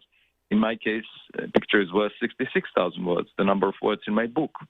And if we have a high-resolution image, if we land on such a thing and can press buttons and show that it's not a rock, then I don't think there would be anyone on Earth that would argue with the evidence. You'll always find some. If you look hard enough, you can always find some. No, I'm just kidding. No, Avi Loeb, that is absolutely a compelling case. And of course, it makes me wonder who's done this kind of thing before. I know that SETI exists, of course, but you're talking about it's not just sending messages out into space and looking, which is, as far as I understand it, a lot of what SETI does. And you're not just talking about taking telescopes and looking into the depths of space. You're talking about a sort of wide array of sensors that you're putting. And on top of, I think you said, was it Harvard or Stanford? Harvard? Harvard, thank you. That, as far as I understand it, is susceptible to light pollution. It's not up at the top of a mountain, which makes me feel like you're not aiming for the things that traditional telescopists and the scientists and administrators who build them are looking for. You're not looking to go to the top of Mount Everest or to put a satellite in space to look eons away. You're looking to use other means, sort of shorter range means, you mentioned infrared, to do this stuff, which makes me feel like maybe there's low-hanging fruit. Who else has pursued this kind of thing before? And how unique and new is what you're doing, Professor Loeb? Well, just like in the poem by Robert Frost, it's a road not taken. And the good thing about taking a road not taken is that you might harvest low-hanging fruits, as you mentioned, because nobody was there. And so this kind of a scientific research project was never done. By using telescopes and checking for objects near Earth that may be of extraterrestrial origin, maybe equipment. It was not done in the context of unidentified aerial phenomena. It was not done in the context of Oumuamua-like objects. And so it's a new thing, and I have about 100 scientists already engaged in the project. It's very exciting, and we just started it 4 months ago, and we hope to assemble the first telescope system. As I mentioned it, we will just test it, make sure that it works the way we want, and equip it with a software, artificial intelligence that can tell us whether we are looking at a bird, at a drone, an airplane, or something else. And then once we are happy with that, the performance of one system, we will make copies of it, and that will depend on our budget. So with $2 million that I have right now from private donations, people that came to the porch of my home over the past few months, multi-billionaires, and gave me that much money. With that, we can perhaps produce 7 copies of the original system. That's not enough. We want to produce 100 copies. And, of course, a space mission would cost at least $100 million. So we need that level of funding in order to accomplish the tasks. Yeah. It's not a lot. I should tell you, in terms of scientific projects, the Large Hadron Collider was $10 billion. The James Webb Space Telescope was of the same magnitude. These are big scientific projects. And by the way, the Large Hadron Collider didn't discover anything new. I mean, we knew about the Higgs boson, and it didn't find supersymmetry. But it confirmed. Isn't the point is that it confirmed it, right? Confirmed something we already knew. And your point is you're doing discovery. You're discovering the existence of something entirely novel. And something profound. My point is over the past 40 years, we, for example, invested hundreds of millions of dollars in searching for the nature of dark matter. We don't know what most of the matter in the universe is. And it was a search in the dark. We haven't found anything yet. And if we invest in checking whether there is equipment from other civilizations in the sky, for hundreds of millions of dollars in the next 40 years and don't find anything, we will be exactly at the same point where the dark matter searches are right now. Very good point. Part of the mainstream of physics, searching for dark matter. So why shouldn't this search that I'm talking about be also part of the mainstream, given the public is so curious about it?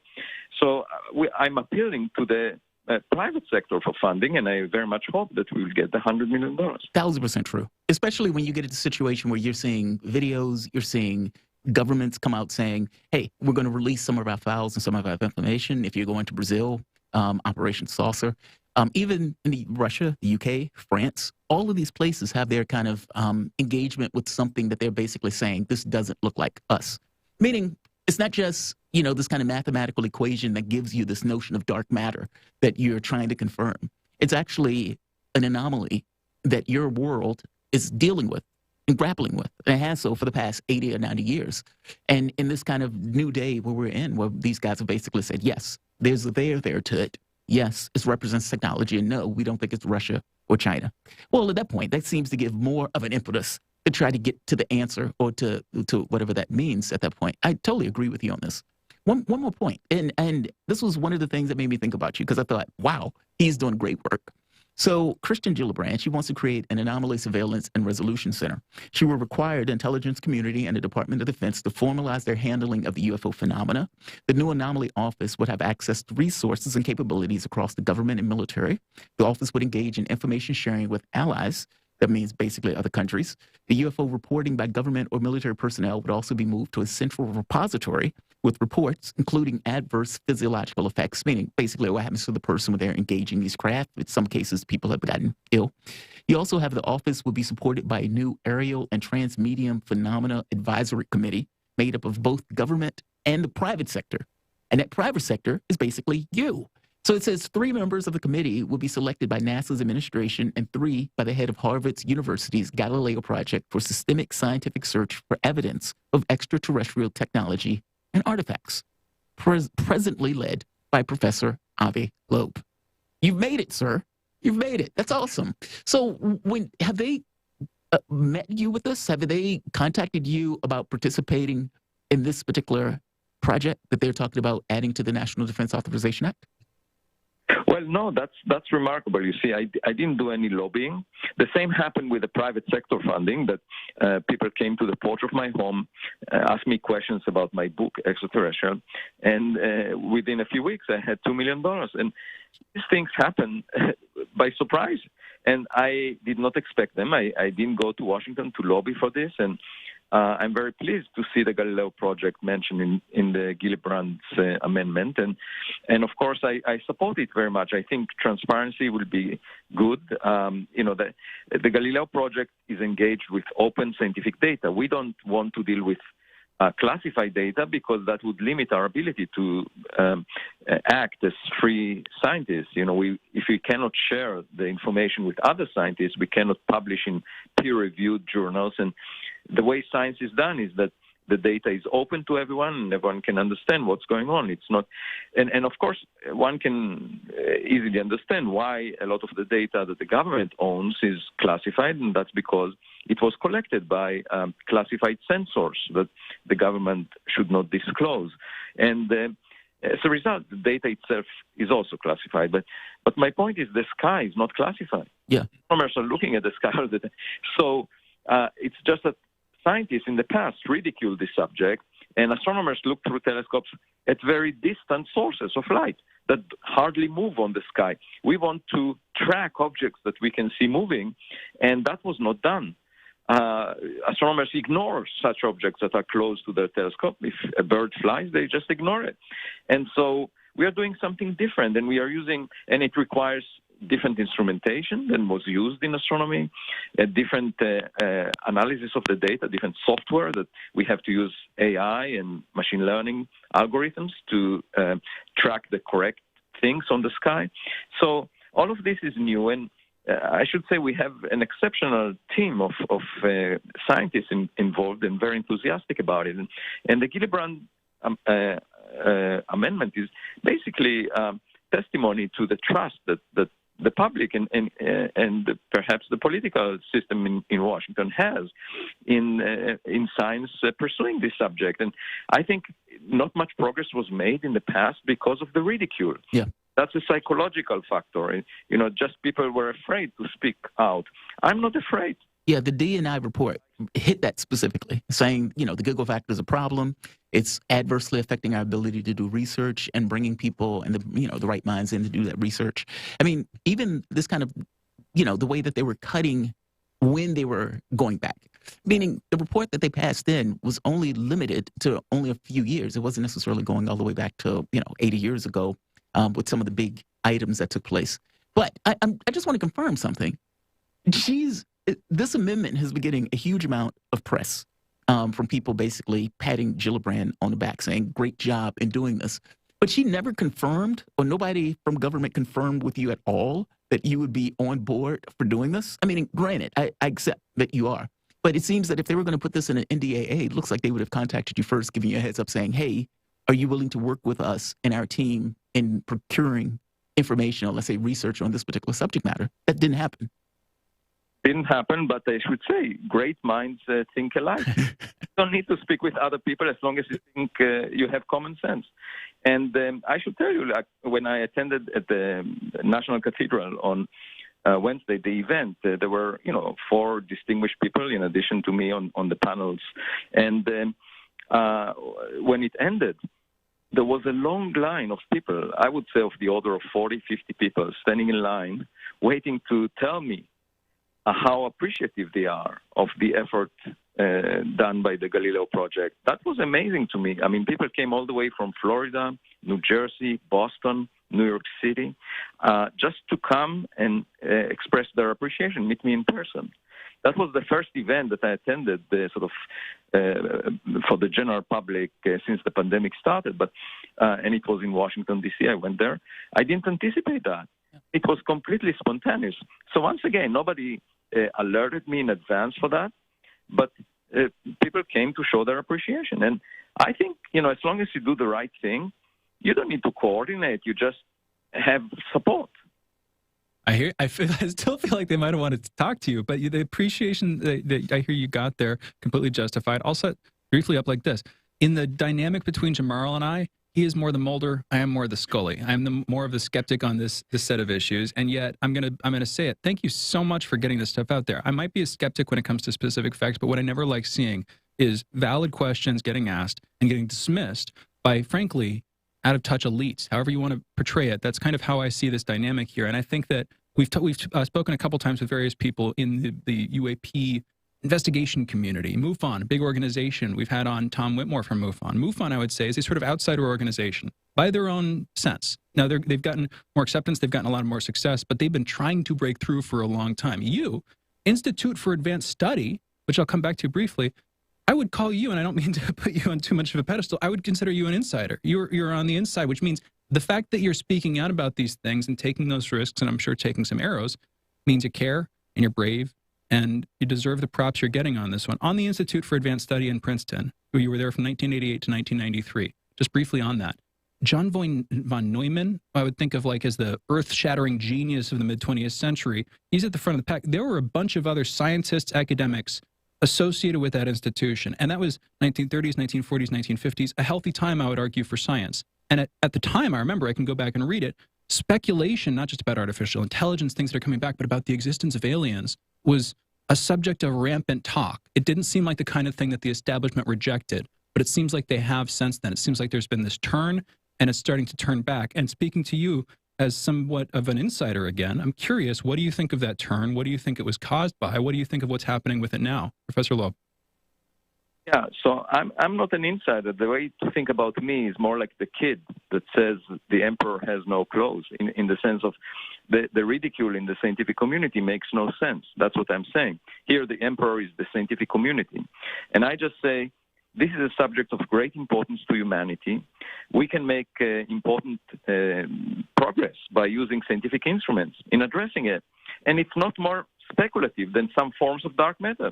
It's much less speculative than discussions taking place about the multiverse, extra dimensions, string theory, landscape, and so forth.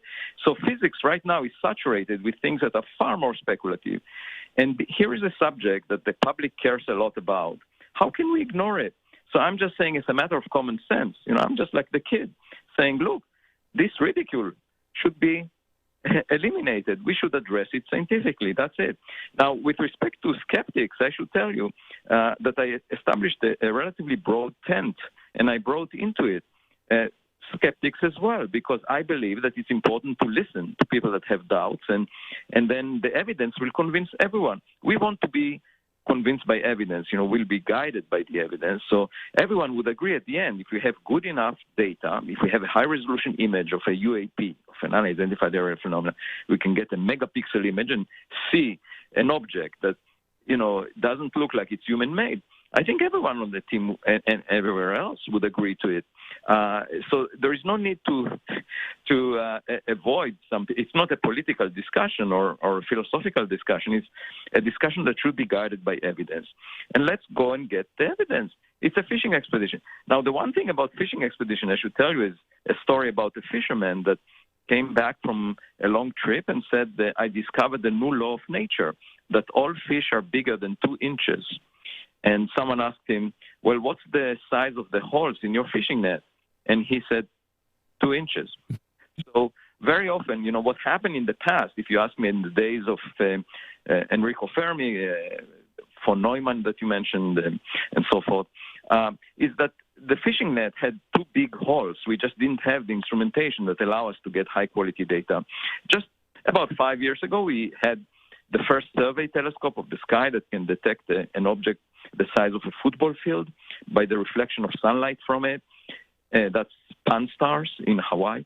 And it discovered Oumuamua, the first object from outside the solar system. We couldn't discover such an object before.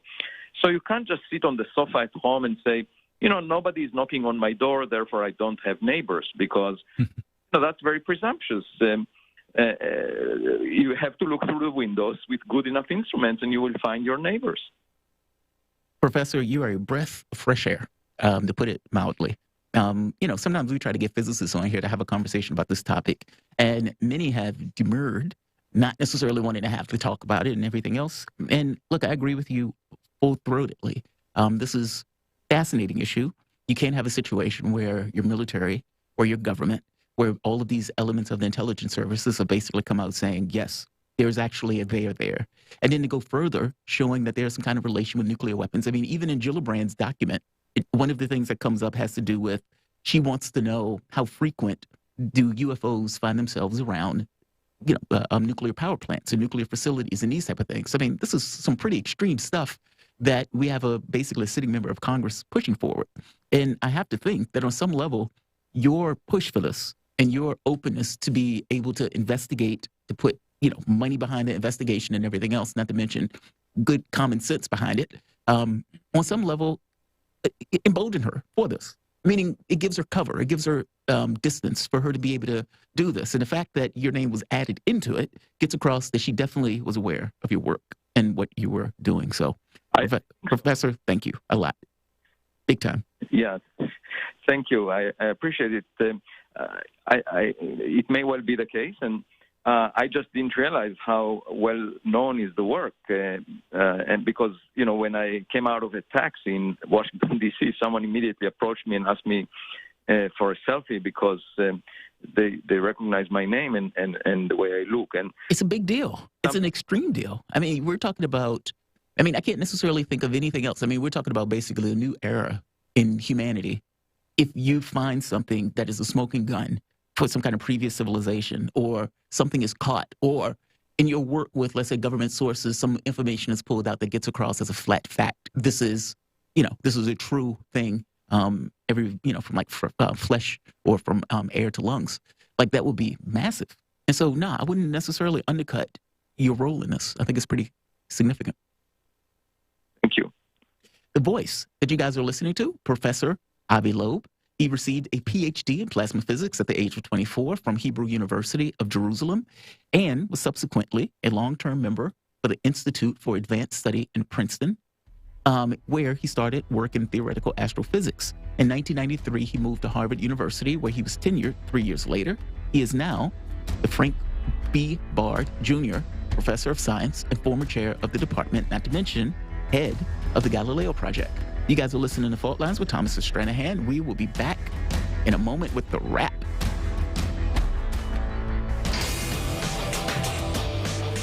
Fault Lines. Tough questions are the most powerful weapon we have. As long as you have questions, we'll keep asking.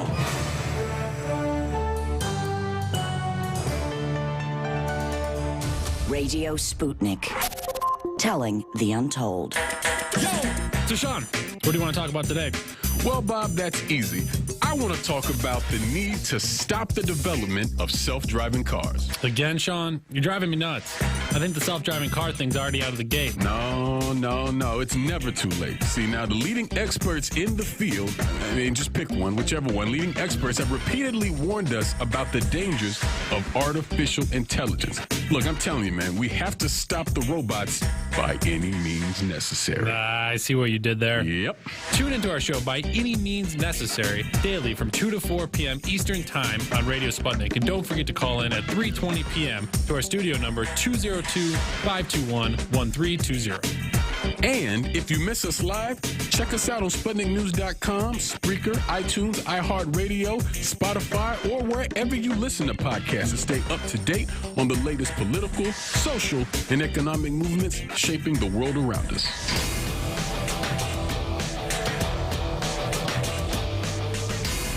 Fault Lines. And we're back. You're listening to Fault Lines with Thomas and Stranahan. We're taking your calls, 202-521-1320. We've got about 10 minutes left in this segment and this week. Just briefly, I want to double down on this. Jamarl and I were talking about it over the break. It is so bizarre that Kirsten Gillibrand's office, whoever, didn't tell Avi Loeb, the guy we were just talking about, in this NDAA bill, they're asking him to do something. Yeah. They're asking him, okay, they're saying on this new thing we're going to create. Like you said, they're not giving him a reward. No, it's not like a party, a surprise party.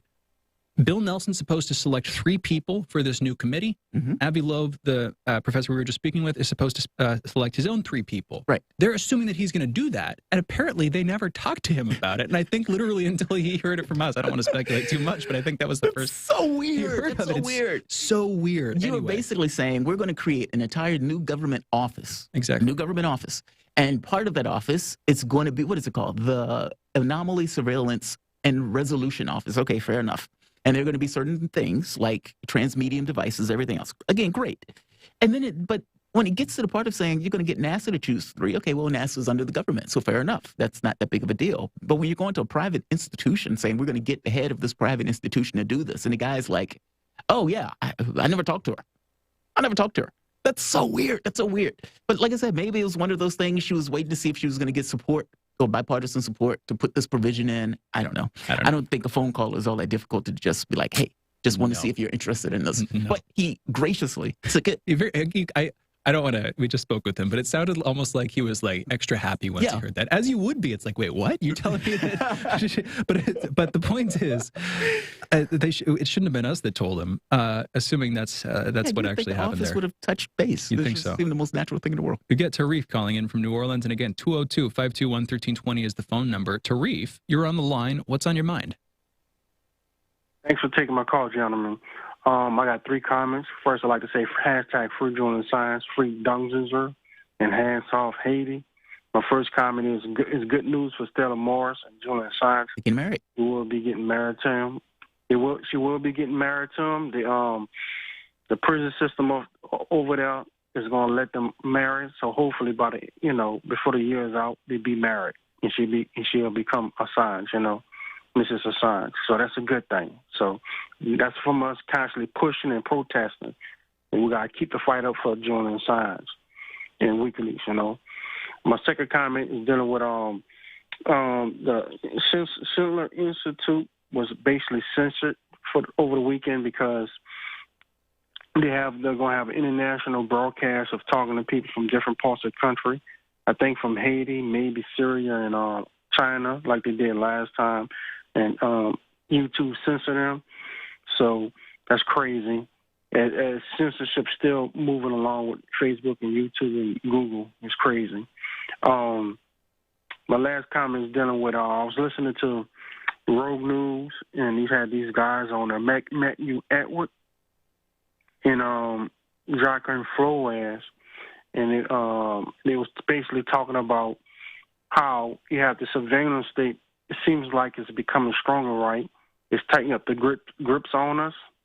Well, you can't do this, you can't do that, or they want more and more surveillance powers on us, right? But how this guy broke it down, which it makes sense that they actually, because China and Russia are rising, and other nations rising, they're trying to develop. These so-called globalists or elite is becoming weak. So because they're power slipping, they want to tighten control of the countries where they reside at, right? So what you're seeing is just a tightening of the power as they losing power. You see what I'm saying?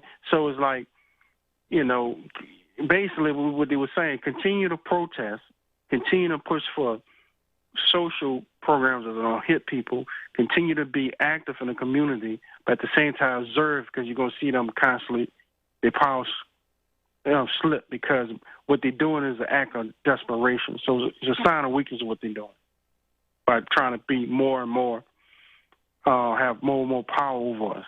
It is a sign of weakness, and yet I'm not sure that we're much stronger, but I hope we are, and I think that we might be. But my point is I'm not sure. So if you're saying it's a sign of weakness and therefore we're going to win, I think that's still an open question. But I think we should try. And I'm speaking as a sort of general populist in some sense, but, looking at the establishment, they might be weaker. But if you look at how unified the American public is across political lines, or whether there is a strong enough minority, not even a majority, it's just how democracy is supposed to work, but a strong enough minority with some conviction about what they're supposed to achieve and how they're supposed to get it, I don't see it in terms of good politics outside of the establishment.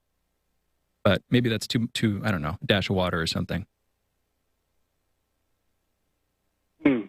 Yeah, but look at the fact that people uniting on the vaccine mandates. Even people that took the vaccine is saying the same thing, that people should be forced to take the vaccine. And people standing up more and more. I agree with you there, but more and more support. I say that exact thing, but then still, I'll put it like this: the COVID skeptics say that I'm a shill for the establishment because I don't agree with them wholeheartedly, even though I'm opposed to vaccine mandates, etc. So you might see unity there. I see people eating people in a Hobbesian sense, like just devouring each other alive for political gains because of what their identity is stripped of meaning or whatever. Or they think it's important. But Tarif, that's what I see happening. I don't see people working together. I see people attacking each other. Well, yes, people are attacking each other. But when the last time you saw Republicans and Democrats join forces on one issue, especially black and white people join forces on one issue. This is the main issue, the vaccine mandate and dealing with the vaccination for children. I don't think it's the main. I think it's going to be a big issue, but the main issue, in my opinion, is like American imperialism. Full stop, something like that. And then there are a lot of other things that flow from that. Because I would argue that specifically on the American end, that's why we have long-run wage stagnation, as our elites are prioritizing overseas interventions in the traditional Roman Empire sense, all the colonies, instead of favoring Americans at home.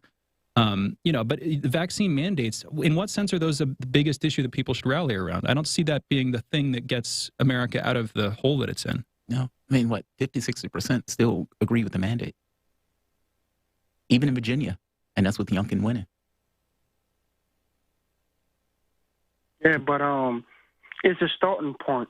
But people should start protesting about these lack of jobs and stuff like that, getting paid low wages. And also, we had Medicaid for all. You wouldn't have so many people die. Jim and Dore did bring up a point that the reason why so many people died, they couldn't afford the medical stuff that they needed. You know what I'm saying? Because we're in a pandemic. You would think that we'll be getting more money per month, at least $1,000 per month to survive in these harsh conditions. And suppose they could have pushed back the car loans and these mortgages at the end, for at least a year or two. But they didn't. But they bailed out the banks, right? But they didn't bail out us. So our tax money is bailing out the military and also the banking industry, these hedge funds like BlackRock, and we still here suffering. Agreed. I think that's a big issue. I guess my point is I'm sad with how the vaccine stuff has been a rallying cry because I don't think it's going to win, and I feel like every couple of years there's a new issue. Like last year it was Black Lives Matter that was polarizing America, and none of these is enough of a grip on the side of the wall that we're trying to climb to give us any assurance that we're going to get up that wall. I feel like and that's my criticism last year. That's my criticism of this. There are right ways to hit the vaccine mandate thing, in my opinion. Not for me to spell them out for everybody, but my point is I don't see that this turns into some big pushback against, the overwhelming interest that politicians in America have in saving banks instead of saving families, or the fact that politicians in America continuously prioritize military intervention overseas as opposed to building our roads, how long this infrastructure bill took to pass, all those problems. That's what I see as the real stuff. And this is yet another flash in the pan political emergency, political football for the public to argue about while the elites make hay and sign defense bills and pass infrastructure and not the Build Back Better plan. I'm sorry, I'm getting a little bit too into it maybe, but that's my take, Tarif. I understand. I know some people are optimistic, is optimistic, and others, looking at it like as the cup being half empty. The thing is, you got to move forward because that's all we have. It's going on 8 billion of us. We got to use our mind to survive. If not, we're going to just disappear. Agreed on that. 100%. Elite. Yeah, we got to stand against these corrupt elite.